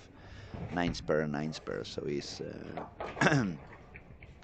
he's gonna make a shot now on the 9th frame. If he makes a strikeout, it's gonna be just 189. That means he's gonna drop down from the 100 over that he was standing in, and the only bowler who's gonna be above 100 pins above par is gonna be Ethan Fury, which is gonna shoot 240 game. He's already on 113 over with the 10th frame to be done, or to be finished. He takes the spur. So Ethan's going to be the new leader of the squad with 130 over. If he strikes, it's going to be 133 to be more precise. But the other bowlers who were on the top with him, they shot a little bit lower games. I'm going to remind you, we had Dominic Barrett, who's sitting with 69 over, but he just shot 182, so it's now down to 51 over. And Matisse Blanchette is on. He just striked on the 9th frame on lane 17 and 18, so he needs to strike out for a potential 892. So yeah, only Ethan is beyond the 100 pins over at the moment. The other thing we're gonna see is, if you guys remember, on game 1 we had 18 bowlers above par. On game 2, I believe it was still 16. Now after game 3, it was only 11 bowlers above par, and it looks like after game 4 it's gonna be an even lower number. Many lanes already getting close to 10th frame, so we will pretty shortly refresh scoring and find out what's going on, who's on the top, who's surviving, who's not going that well. In any case, all the bowlers who are in the lanes now, they really need to settle down their brain. They need to relax, they need to focus again, because we're going to remind you one more time that games 5 and 6, even if you have a terrible day on the lanes, they could still gain you a spot into the final.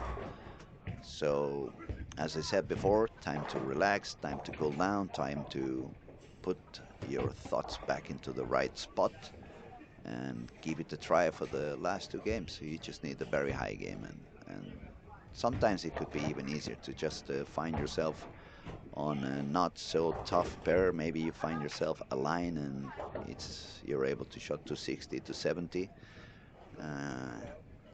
I would say it's a little bit easier to make one high game in game 5 and 6 than being steady for 6 games when the traffic is so so crazy as it is in some of the days. Today on the warm-up, as we were talking earlier with William Svensson from Team Sweden, we saw some guys throwing urethane, some dull balls, and that definitely was not helping make the lanes any easier.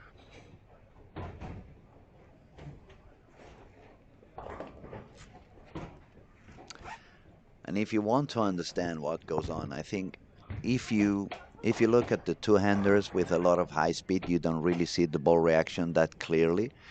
If you see the guys who are already very deep inside and trying to hit the remainings of the oils left on the lane, like Mathis Blanchette, you don't really see it that much. But if you look at the ball reaction, for example, as I've been saying for Emma Haltunen, she's bowling now on lane 18. The last two shots, she missed a little bit to the outside. It's not a big miss, I tell you. It was a very little miss to the outside. And she didn't hit the head pin on frame 8 or frame 9. She had a washout on frame 9. This last shot on the 10th frame, she was bowling quite deep inside, but probably not deep enough if you take in consideration the traffic. And you could see how early her ball was moving on the lane. It was happening already, I would say, on 30 feet. The ball already changed direction. So the ball reaction was nearly like a dull urethane ball reading so early. But she's throwing a reactive. It's a polished copper stock. Now you can see on lane 18, she's standing in front of the ball return. And let's see what goes on now. Yeah, now she moved a little bit deeper onto 23, 24. Now she found a little bit more of oil. And if you guys were paying attention, that was one of the things that specifically we were talking with William on the previous shots. She felt like she had the spot. She started with a double and a few spares. Then she got some transition happening very strongly during the middle of the game. And because she had a couple of strikes and she was in the pocket, she didn't move like drastic enough as she did on that 12 frame. And that is one of the things that's happening on this pattern. You really need to be brave. It's not only demanding you to be accurate and to be precise and to be focused all the time, but it also doesn't allow you to be quite a chicken. It really demands you to make a big move when you see the ball is not working anymore. You don't have to be afraid to jump 5, 6, 7 boards to the left and even go weaker, even go with a weaker ball, weaker copper stock, weaker core. Yeah, very tough conditions. I must say I'm very glad I'm not bowling this event. I'm very glad I'm not struggling out there myself and I can just be on the commentary room and talking bad about the bowlers who are not doing the right decisions. It's a lot easier over here. Mr. Know-it-all, absolutely. Okay, game 4 is over. We will have the scoring refresh pretty soon. But I'm going to try to count how many people still above par. I see 1, 2, 3, 4, 5, 6, 7, 8, and 9. So yeah, we dropped down from 11 bowlers over par. Now we are getting down to 9. And I hope it doesn't carry on that way. Otherwise, it's going to be just Ethan Fury and maybe 1 or 2 more. Yeah, not easy. Definitely not easy. Very demanding pattern. We see very good bowlers that even if they are young, I admire, like Carl Eklund and Andre Prekop, Nora Johansson. I mean, these kids really know how to bowl. When they have their spot and they start striking, it's unbelievable to see them bowl. They make bowling so much fun for spectators. But it's not easy. It's not easy. Nora, for example, she's 28 under. Andre, 80 under. Carl Eklund, 100 under. Let's see, some other young, talented bowlers.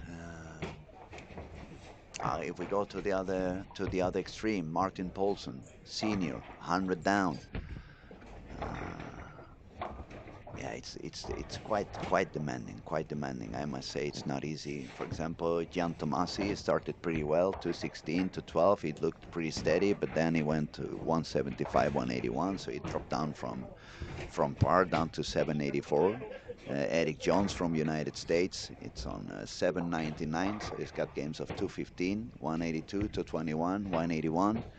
So it's one game is high, next game is a little bit low, one game is high, next game is a little bit low. Now, back to proper update of all the scoring after game 4. On the lead, Mr. Perfect, pretty much.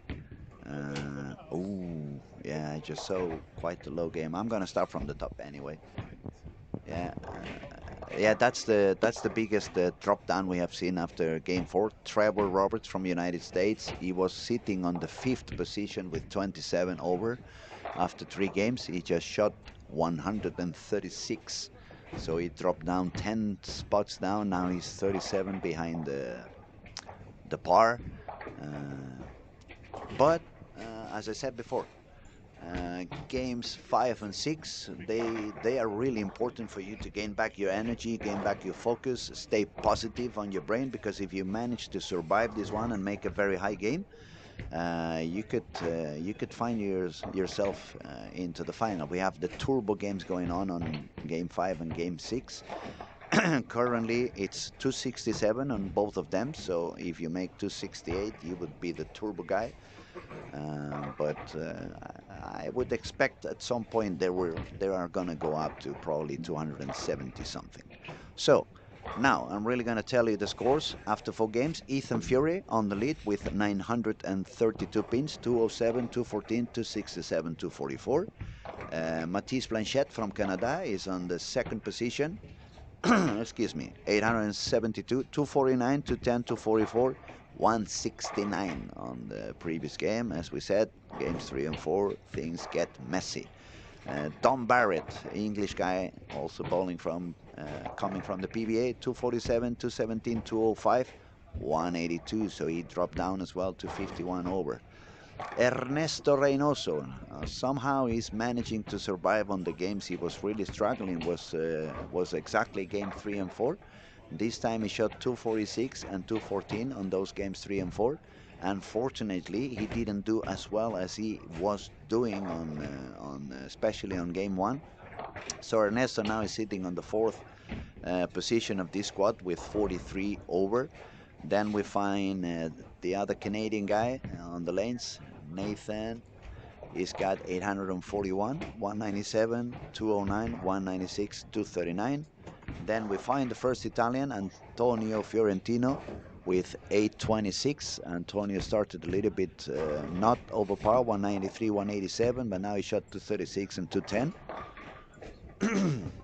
Then we find Robin Persson, 824, Yannick Ross, 815, and the last person who is above par is Anton Andersson, 9th position in the moment in this squad with 814. Now, if I look at the specific scores on game number 4, I'm not gonna go any lower than top 25 in this squad.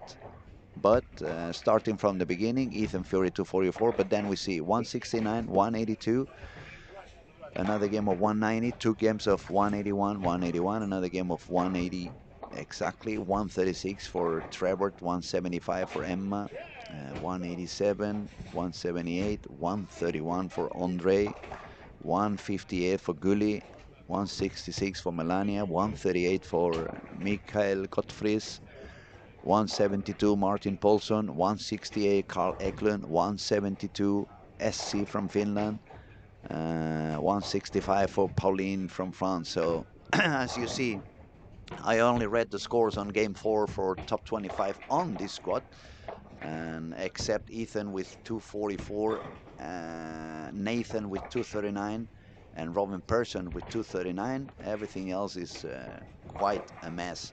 So traffic is expensive. Traffic is causing a lot of pins drop, and not easy. Let me have a look. I see some people is talking commentaries in the chat. Eric Jones is pretty talented. He's awesome and a funny guy, quite active on social too, and got quite a lot of wins in regionals. Yeah, definitely Eric is a very talented guy. I believe I would say pretty much on every squad, 75% of the bowlers are really, really talented bowlers, very high quality. Uh, but the pattern is so demanding, and the traffic you find on every time you change pairs. It's not easy to deal with. Then we have a message from Anders Lundboll. How did the DJ gig go? Did you open with Barcelona by Freddie Mercury and Montserrat Caballé or Condor Barca? Oh, that's pretty cool. Actually I didn't use any of those. I started playing some music when the buffet was opening. Actually, half an hour before the buffet was opening, so that's when second squad was done. And I played a little bit of chill house music. I didn't want it to be annoying while people was eating, so it was no commercial stuff, just very smooth, relaxed music. And then by 7 o'clock, more or less, I started to pump it up a little bit more because we had that Iceman Eliminator challenge. It was a lot of fun, a lot of people in the bowling alley, and the party went on till quite late, let me tell you. Myself being the DJ, I left a lot sooner than most of the PBA bowlers and most of the local bowlers. I know the party has gone on for quite a few hours. Some people was in the bowling alley still having fun at 3 o'clock in the morning. That was one of the things I said when I arrived early in the morning. I saw some of the kids that they started bowling at 10 o'clock in the morning yesterday. They bowled 2 squads, then they bowled the eliminator thing. Then the lanes were open with music and disco lights, and they were bowling. And when I arrived this morning, about 8:45, they were already getting ready to bowl again. So I was like, did you guys sleep in the bowling alley? Did you just sit down in one of the sofas? And yeah, but I miss that. Being young and having so much energy, that was so much fun. But thanks for asking. Maybe I should download again that Barcelona by Freddie Mercury and just go on with it on the Sunday event. Okay, let's focus again on scoring. We are on more or less frame 4 for everybody on this 5th game. We see some striking. I can see some striking. Matisse started with open frame, but then he made a triple. Robin Persson on the same pair, both of them on 13 and 14. Robin's got the spare and a 4-bagger. On that same camera, on lane 15 and 16, we find Yannick Ross, also from United States. He's 15 over at the moment. He's got a double spare strike. Let's see who else is doing okay. We have on the cameras on lanes 17, 18, 19, and 20. Those are tricky pairs usually. We find Dominic Barrett on 17 with an open frame, spare, strike, and 9. Bowling on the same pair, we find Gary Haynes, Pauline Joly from France, and Jeff Reasons. Then on the right pair, they have Eric Jones, Anton Andersson, Nela Kapilova, and Mikkel Gottfries. They have some striking over there, a double, and a triple. Anton Andersson has not doubled yet, but he hasn't made any open frame either. And now if I look at the other side of the alley on lane 1 and 2, we find Carl Eklund and Emma Haltonen, Andre Prekop. On that same camera, on that same channel, we find Nora Johansson on lane 3 and 4, Justin Knowles and Trevor Roberts. So this camera is full of talent. It's very good bowlers in there, but it's many open frames in there as well. So as I've been saying all morning, it's a very, very demanding pattern. You need to stay focused. You cannot really give up, not for more than 10-20 seconds, otherwise it's very expensive. Cameras on lanes 5, 6, 7, 8. We find who's bowling over there. We have Martin Paulson and Antonio Fiorentino. Ethan Fury is also on that pair now. Started with the triple, but then open frame, 9-spare, 9-spare. If we move a little bit more to the right on 9, 10, 11, 12, we find Nathan, Killian Johnson. Oh, it's a little bit far on the screen. We find Ernesto Reynoso also on 11 and 12. Where was Ernesto? Yeah, Ernesto was with 43 over. Now he's got... oh my, that's very tough to see. That's very unlucky. He was pairing the 4-7 and he chopped the 4-pin. That is not easy to do. That is not easy to see, and it's quite annoying. It has happened to me a few times in my career, and I didn't break the shirts. I didn't rip them off, but let me tell you, I wasn't pleased at all. And it can be expensive for Ernesto because he's already on the 5th frame. He has not made a double yet, so this puts him on 1200 on this moment on this game. And since he was sitting with 43 over, we could say he at least needs to shoot 480 on these last 2 games in order to put himself up there in the comfortable spot inside the final and inside the cut.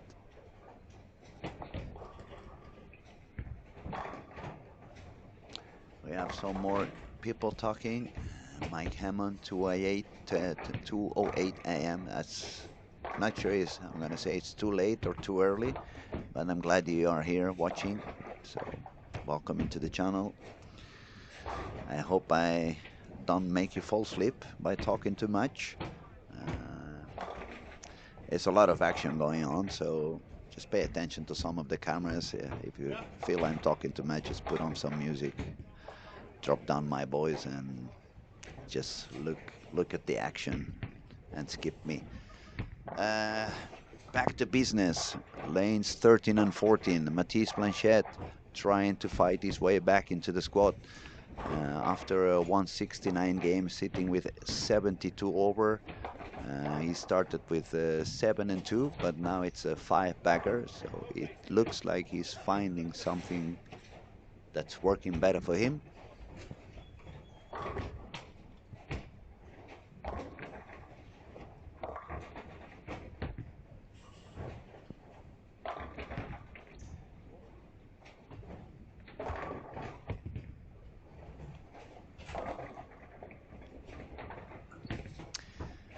And 11 and 12, where I see Ernesto, I just noticed he made every single shot on lane 11 was a strike.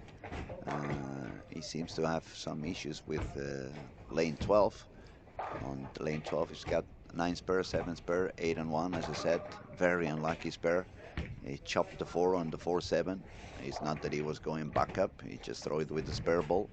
So it's just a matter of luck. This one really was a matter of luck. He was pretty unlucky over there. So let's see what he can manage to do on lane 12, see if he can really find a way to perform on that one. The good news for him is he's striking on the left lane, which is going to be the 10th frame for him. So at least if he manages to strike once on 12, that could mean he could at least do a triple. Yeah, the lanes are really burning quickly. We can see people moving deeper and deeper. Matthias Blanchette, he just left the 4-6-7. It looks like as soon as you miss a little bit in, it doesn't really hold at all. And you definitely don't want to miss out, because when you miss out, then you can take the 3 pins on the corner.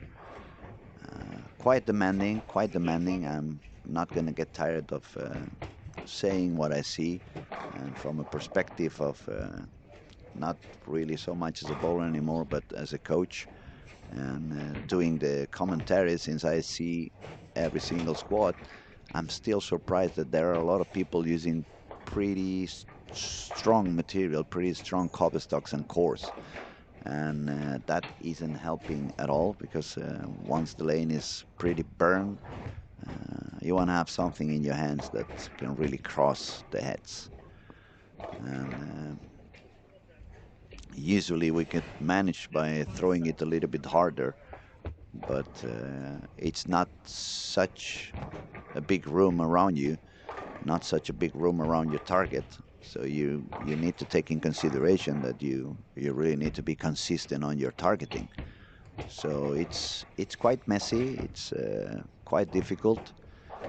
You need to decide: am I gonna go harder? Am I gonna go softer? Am I gonna go deeper? Am I gonna fly the ball? Am I gonna just let it through? Not easy. Not easy. Now Ernesto is getting a little bit impatient. I can understand that. As I said, he's been striking every single frame on 11, but he's not finding what to do on 12. The previous shot, it was the 4-7, so I'm guessing it was a little bit deep in the pocket. He probably adjusted a little bit. Now this one was a little bit short in the pocket, so he left the 2-8. Once again, he couldn't double.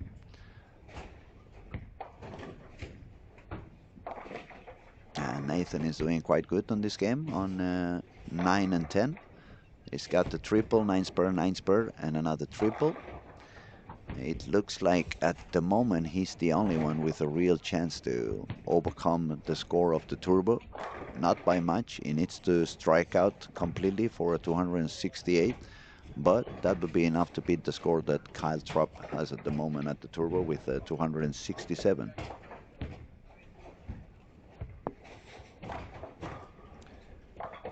So we have more people coming in. Stepan Blasiska, nice to see you here, buddy. Have a good day. And I'm gonna remind you just one more time. I don't want to be annoying, but it's important for and very beneficial for the sport. Please subscribe to our channel. Make sure that you just click the button and you subscribe to our channel. It's 100% for free. And the main reason we ask you to do that is because then the algorithm, it's going to keep it free. It's going to keep it out of any monthly payments and stuff like that. So you can keep watching the best bowling in the world online from any place in the planet, anywhere you are. You're going to keep on seeing the best action at no cost. So be sure make sure to support us by subscribing and telling if you have some friends that really like to watch bowling. They are in love with the game. They want to learn. They want to hear some of their idols talking. We're going to keep on bringing superstars into the booth. We're going to keep on asking some of the PBA bowlers to join us from time to time and let us know what they see, what they felt during the squats. We are putting a lot of content in the social media as well. We are doing short interviews after each squat with the squat leader, and we have done also a few interviews with some of the PBA guys, even if they have not led the squad. It's interesting to talk to them and see how they feel, what's their experience on the lanes and off the lanes. Now, let's go back to business. Let's see who's doing okay. Nathan, still alive. He made the 4th one, so it's a triple, 9 spur, 9 spur, and 4 in a row. He's gonna pretty soon shoot 10th frame. If he manages to strike out, he's gonna make a 268 game, which is gonna put him on the leader of the turbos for game 5.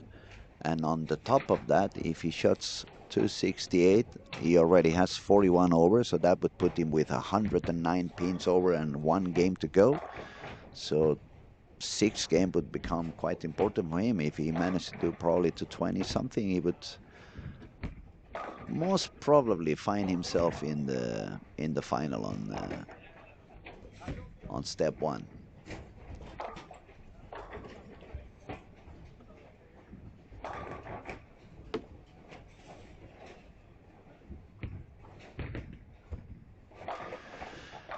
Yeah, Matisse is fighting his way. He's moved a lot deeper. We have been seeing him doing that pretty much on every squatty bowl. He's got a lot of power. He's got a lot of hand. He can really bowl above the left gutter. But he has not been very lucky on the last 2 shots on lane 13. He's got 2 splits after a 5-bagger. That's going to now drop him down. If he takes 2, it's going to be exactly 180 on the 9th frame, so he will need a triple to make 210. That was a little bit of anger coming out on that spare shot. Another bowler was doing pretty good at the beginning. It was Dominic Barrett, but as we said at the beginning of the game, per 17 and 18, it's sometimes a little bit tough, and Dominic is going to have a game of 160, so that's going to drop him quite many pins down. It's not going to be the squad in which he's going to manage to go in. Our current leader, Ethan Fury, who was at 132 over, very steady, very steady. Strike, spare, spare, double, split, spare, and double again on the 10th frame. Oh, sorry, I was reading Antonio Fiorentino's. Ethan is on the other side. He's got a triple, split, 9 spare, 9 spare, 9 spare, strike, 9 spare, and a double. So he's going to manage to make 210 to keep increasing that score pace he has. He's going to go all the way up to 1140 after 5. That means he needs a 250 game on the last squad to score higher than he did yesterday. Not easy, not easy. We can see people is really struggling. You can especially see on their body language it's not becoming an easy walk in the park. They are really struggling with lanes. People moving deeper and deeper, trying to find some last drops of oil on the lanes, and yeah, we see very talented kids that are suffering a lot. So it has nothing to do with technique. In terms of technique, I would say 80% of the field is superb. In terms of knowledge, there we could discuss a little bit more. I believe the older bowlers have a little bit of better understanding of what goes on the lanes due to the cause that we had been bowling in many different types of patterns. Back in the day, when we bowled with wooden lanes, topography was always an issue. The oil machines, well, when they started being oil machines, I remember when I was a kid, even before I bowled, when I was just in the bowling alley watching my parents bowl, they used the oil by hand. So the evolution of the game has been pretty big from on the last 40 years. We went from wooden lanes to synthetic lanes. Then we started to have these reactive resin bowls that hooked a lot more than anything we had in the back before. All these changes on the bowling balls becoming stronger and stronger has forced the oil factories to do also thicker oils and oils that can remain a little longer. So now it's like a circle that no one can escape. You put more oil on the lane or thicker oil on the lane, I'm going to release an even more tackier ball, a more creepy cover stock. And then it comes all the way around. Oh, so you made a ball that's going to hook even more and it's going to creep even more. Okay, then we're going to make even a thicker oil.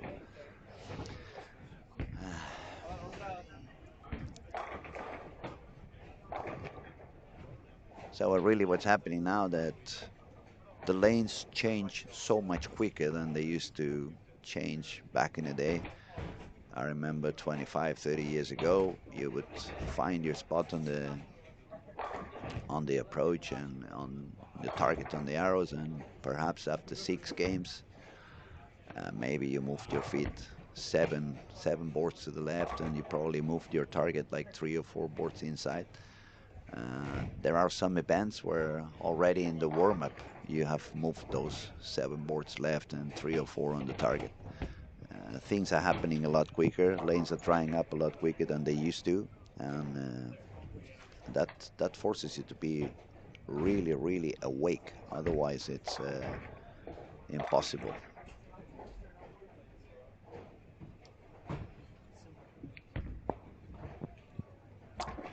All right, Nathan managed to shoot 268. because he was with a score of 841, and now I see on his score is 1109. So that means he shot 268. He's going to be the new leader on the Turbo on game 5. That's already good news for him. And on the top of that, he still has one game to go. And since the cut is not so high, if he remains in that positive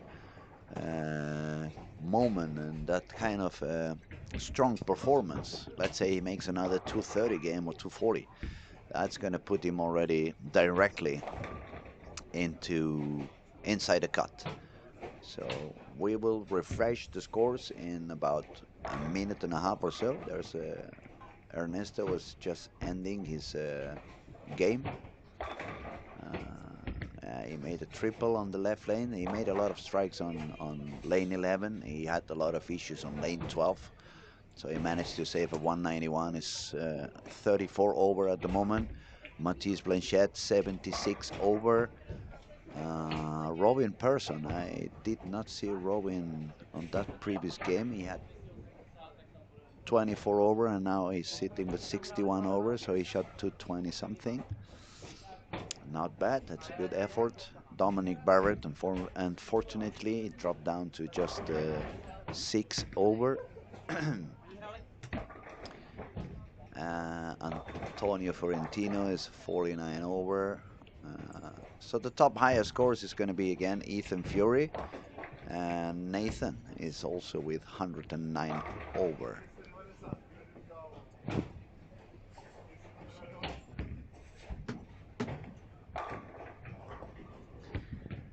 Invisible Man.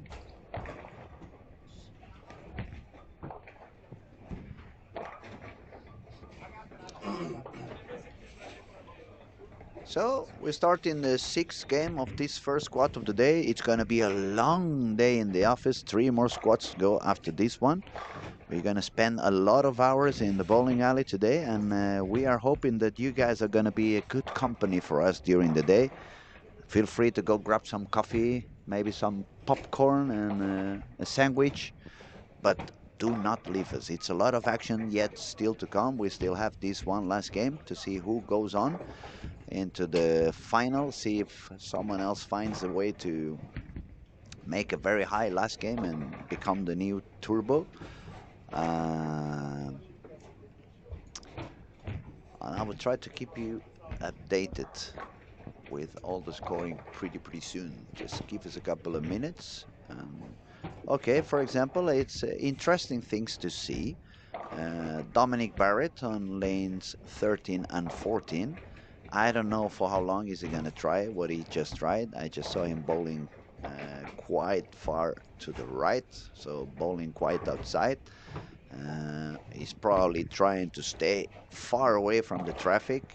He started pretty high with games of 247 and 217, but the last 2 games have dropped down drastically, 182, 155. So obviously, since the score is not working for him anymore, he's starting to try different things, starting to try different lines, trying to find maybe a different solution from what he has been doing. So if you're curious about it, Tom is going to bowl on lane 13 and 14. On that same pair is a few bowlers that are interesting to watch. We have Ernesto Reynoso. We have Anton Andersson with 20 over also. So let's see. We have to let Enric make a shot first, and then we're going to pay attention to see what Dominic is doing on.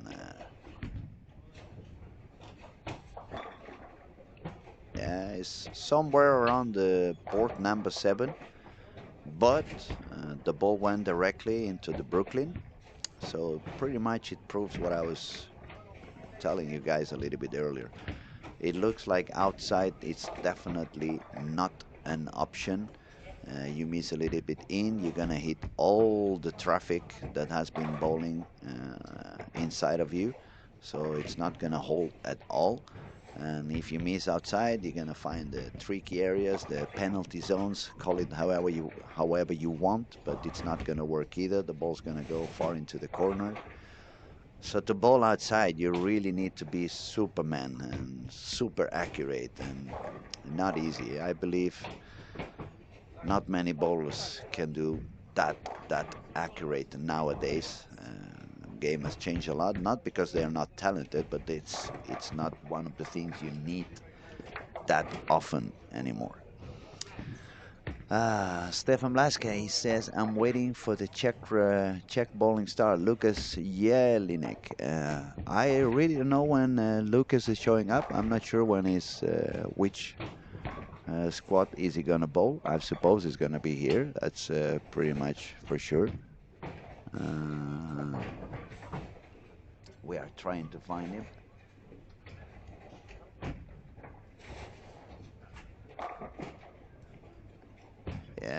Yeah, he's gonna bowl now, 1 o'clock. So that's next squad, and then he's gonna bowl tomorrow, 9 o'clock in the morning, and then Saturday, 8 p.m., 8 in the evening. So if you had no idea when he was bowling, now you just know. So you're gonna have to wait a little bit longer just to squad number 2, but then you can see your Czech star Lucas Jelinek. I hope I said that right. It's not easy to try to pronounce names from other nationalities. Sometimes it's not even easy to say my own name. I've been called so many different ways. Marilyn was the last one, that's true. But some people call me Louis, some people call me Louis, some people call me Luis with an S. So you just have to deal with whatever you can. But I did my best, I promise you. Now, let's start to see. For the turbo, we need at least 267 to overcome the score, which is the top at the moment on game 6. Not many. Okay, lane 1, 2, 3, 4, nobody can do it. Lane 3 and 4, actually Martin Paulson still has a chance. 5 and 6, Andre, if he strikes out, he can do it. On 7, 8, we have Justin Knowles with front 2. He's still alive. 9 and 10, Mathis Blanchette, front 3, so he's also alive and he also has a chance. Philippe Witton on 11, 12. He's got the front 2, so he's got a chance as well. And everyone else, not many. Yeah, hold on. Lane 17, Essi Pakarinen from Finland. He's got the spare. He or she, I don't know. His Finnish names are very. Yeah, I was right. It's a she. She's got the spare and a double, so she also has an option. And finally, on 19 and 20, Nora Johansson. She's got the open frame, but 2 strikes. So if she would strike out, that would be 278. So she would be also in a position to manage to do more than 267. When is Jasper and Martin trying again? To be honest, I have no clue. My tech guy just went away, but let me try to grab the mouse, see if I can find out. Give me a second, and I will try to let you know as soon as possible. Play at least over here. You said Martin Larsen, so let's see. Oh, not here. L.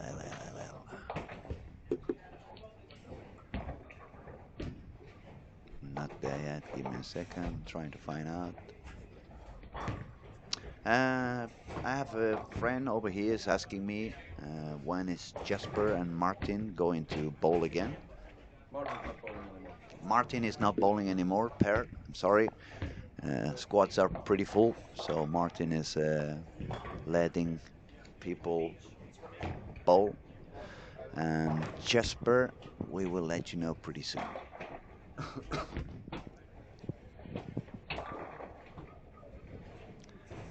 Hoppas allt bra med dig, Per.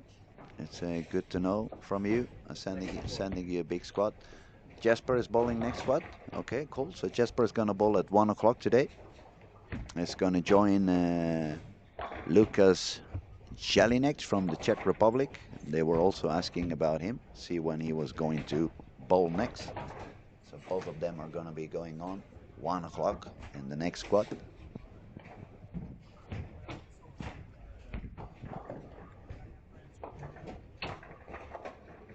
So just a reminder, Nathan just managed to overcome what was the best score on game 5 for the Turbo. Now he's the new leader on the Turbo on game 5 with 268.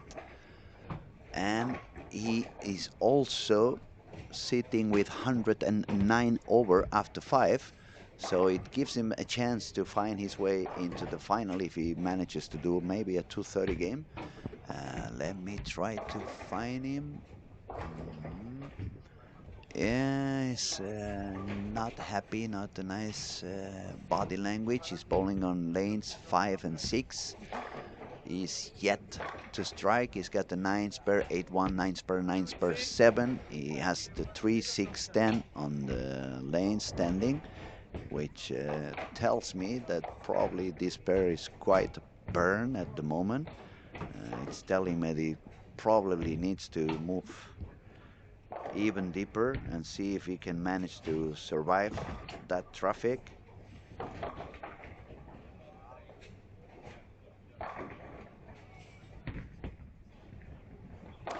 Well, at least he saved the spur.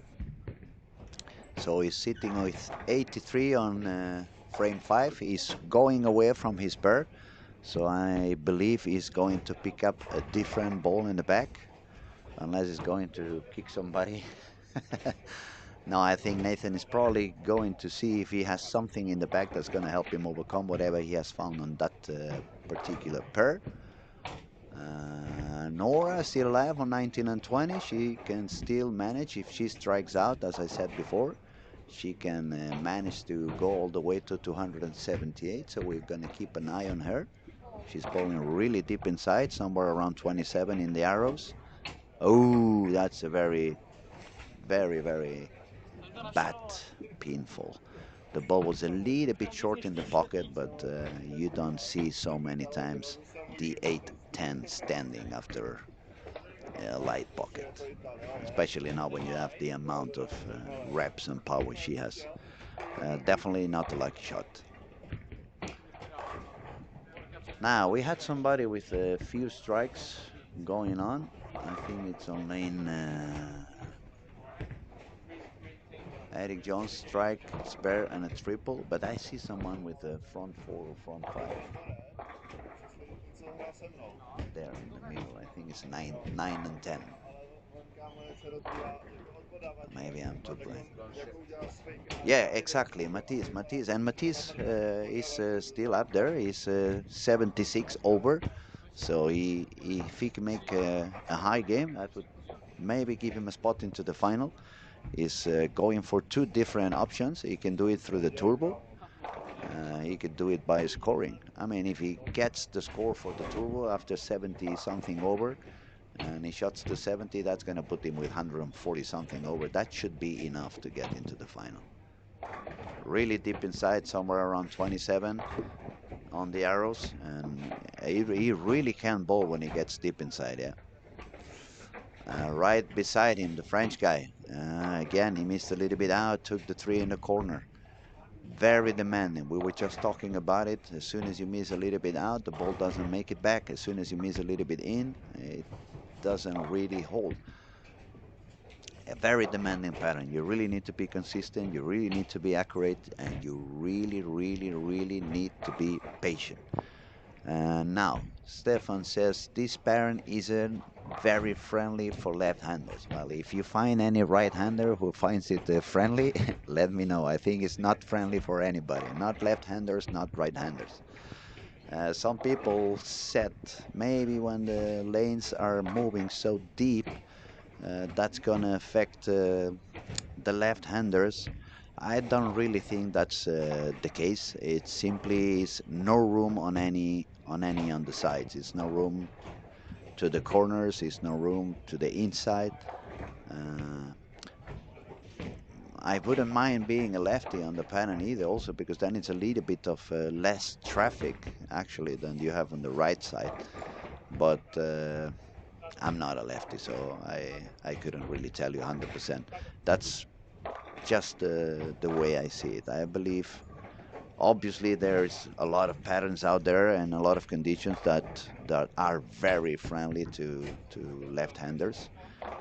This one I believe is not friendly for left-handers or right-handers, one-handed or two-handed. It's simply not a friendly pattern. So we will make sure to tell Christian Jonas we find this pattern not so friendly. Okay, Matisse Blanchette, front five. He's still alive to get some scoring. On that same camera, if you want to look at that channel, we have Ethan Fury bowling on 11 and 12. Ethan is always in front of the ball return. That looked pretty good. A little bit more aggressive than he was doing yesterday. A little bit more aggressive. A little bit more of room to the outside than he had on some previous games, or at least slightly different approach from what he had been doing on the previous games and the previous squads. Is a little bit less tight and shoulders a little bit less tight and angle than that we saw him yesterday. But it could be, since it's game number 6, this is the pair of lanes where he was doing the warm-up, so it could be that they have left some extra area on the outside, maybe even further outside, and maybe that's why he can open up the ball a little bit more. But now I'm just guessing. It's too many people to really see what they do. I usually try to pay some attention during the warm-up out there in the lanes, because you can see things better than you can see on a TV screen. But I'm just taking an educated guess. I cannot put my hand in the fire for that. Now we have another comment says you also have right-handers chucking plastic all over the left side for spares. Yeah, I agree with you, but then on the other hand, in this pattern, I think unless they are really sparing the 7-pin, if they are sparing like the 2-pin or the 5-pin, they're just making the oil a little bit longer around board 20, let's say 25 as a right-hander, 15 as a left-hander. So it would actually should create a little bit more of room to the right side for those lefties. But that's how I see it. I mean, I could be wrong.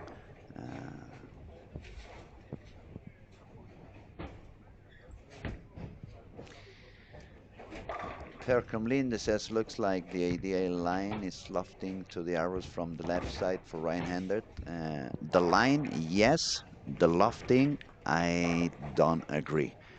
So far, what we have seen is a big amount of bowlers trying to do the loft and not succeeding. The only one who really managed to do that properly, it was Nate Purchase. Everyone else who really managed to score high, it was by letting the ball slide through the front. So it was not a stronger wrist. It was not flying the ball 30 feet down the lane. On the contrary, it was by doing it smoother, by letting the ball slide on the lane, having a weaker hand position, and trying to let the ball slide through the front instead of forcing it to slide to the front. Per, since you're watching, you can see, for example, on lane 17 and 18, you can find Carl. You know Carl pretty well, Carl Eklund, super talented. He's trying to go very strong. He's trying to put the ball somewhere down there on a few feet deeper, but it's definitely not working for him. I've been talking to Carl a little bit these last couple of days. I told him he should drill a couple of different balls from what he has brought down here. I think his balls are a little bit too strong, both in the cover and both in the core. Actually, I think it was 3 days ago. He was bowling the last squat in the night. He had like 5 splits in 6 frames. So I went to talk to him. I said, why don't you grab the highest RG ball in your bags? He did that, and then he made quite a few amount of strikes. The ball was working a lot easier for him, but yeah, it's not very easy. Uh, let's see. Ethan is doing short 3-5 feet lofting at the moment. Yeah, that's what I was saying. It looks like Ethan is trying different things. When I interviewed him, I believe it was yesterday. Excuse me, because I've been doing so many interviews and so many squads that I start messing with the dates. I believe it was yesterday that he shot pretty good. He arrived 2 days ago. Started bowling straight from the airplane, pretty much. Not very rested, a little bit dehydrated. He was doing some lofting and so, but it didn't really work well for him.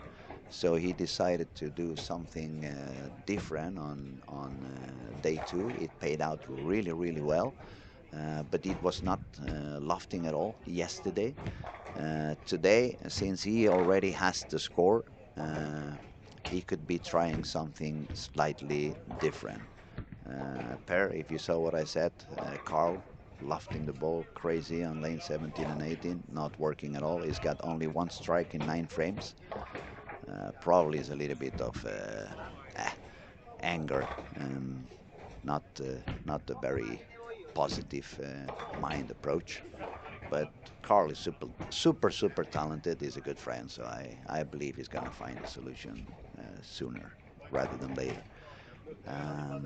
Let's see what you're telling me. It's really a worthy technique to master as a professional. Length of 3, 5, 7 feet of lofting consistently. Yeah, I agree. I agree. I mean, every single tool you can add into your arsenal, and I'm not talking about bowling balls. I'm talking about things you can do with your bowling ball. If you can manipulate your hand position and you can change from forward roll to side roll, if you can increase or decrease your speed, all this kind of extra things you manage to do with your technique, it's always helpful. So if you become a little bit more able to do different things, you have the chance to succeed in quite different conditions. Okay, let's focus again on scoring. Let's find the leaders. It was Ethan Fury with 142 over.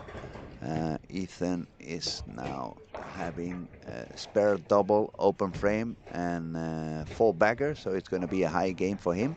He still have a chance to overcome his yesterday's scores. Matisse Blanchette, he started with, let me count, the front 7, then a 7 spare.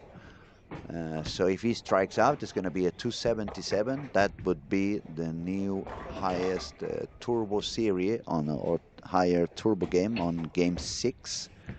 That would guarantee for him a spot in the final. Nathan from Canada, he was doing very well after games of 239 to 268 on game 4 and 5. He was sitting with 109 over, but the pair 5 and 6, they really got into him. He only had 2 strikes on this game and a couple of open frames, so he's looking to spare the 10 pin to shoot 170. Yes, he takes the spare, so he's going to shoot 170. That's going to drop his score down to 12.8ish, more or less, 1279, 1280. That, I believe, won't be enough to make the cut. It will at the moment, but not by Sunday. We still have quite many few squats to be bowled. But I remind you, he just shot 268 on the previous game, and that already gives him the lead on the turbo. So maybe he could be lucky enough to make it into the final. So what we're going to do now is focus on Ethan Fury and Matisse Blanchette to see how they end their games. Yeah, another spare for Matisse on frame number 9. So if he makes a turkey, it's going to go all the way to 260 something. And Ethan Fury is about to make the 10th frame. He can go all the way to 252. It's 90 pins to go on his scoring, which shows now 1304. So if he strikes out, he's going to make even more pins than he did yesterday. He would go all the way up to 1394.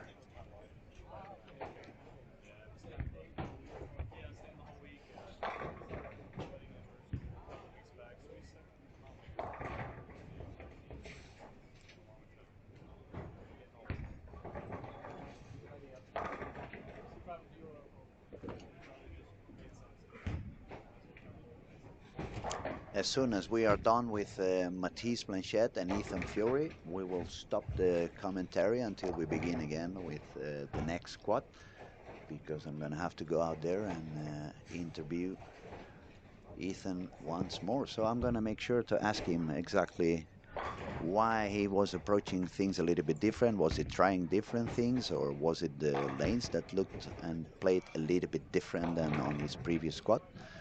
We will find out pretty soon.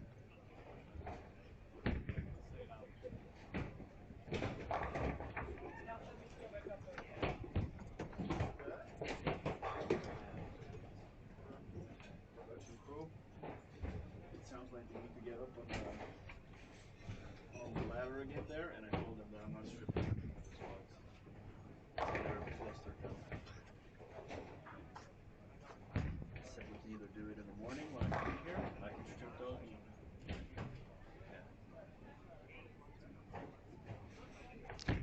Okay, let's see. Matisse Blanchette, 10th frame. Up to go, Ethan Fury, 10th frame, he got the strike. He has to make one more to make an even higher score that he was having. He's going to go all the way to 1390. Yet not an 1400 squad. It's not easy. It's not really happening. We had, I think it was one of the first times we had somebody shooting 700 on the first 3 games. But then it wasn't.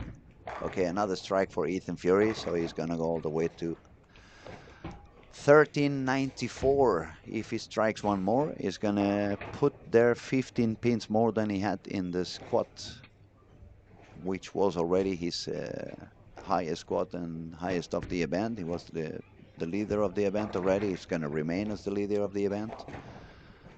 And yeah, this kid can really bowl.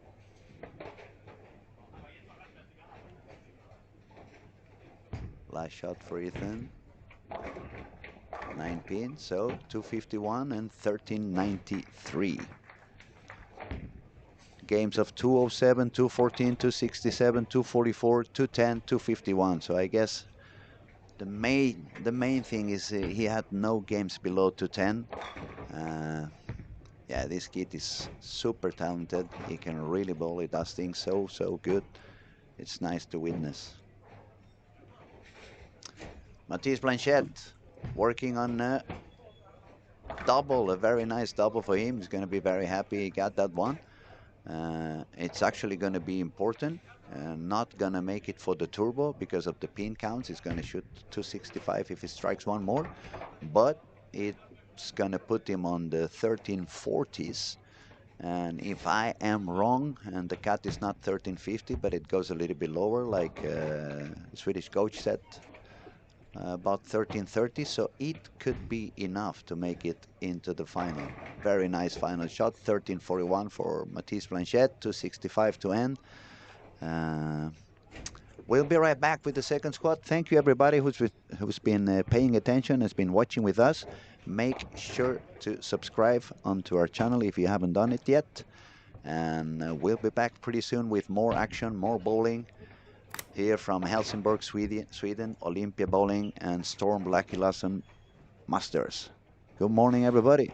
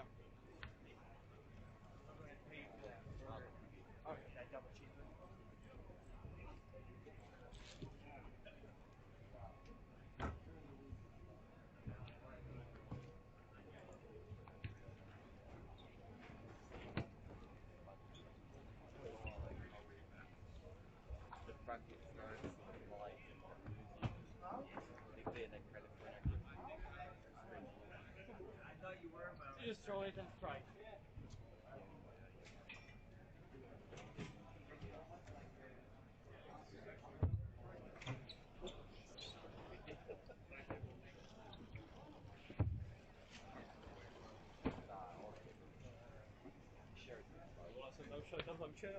When you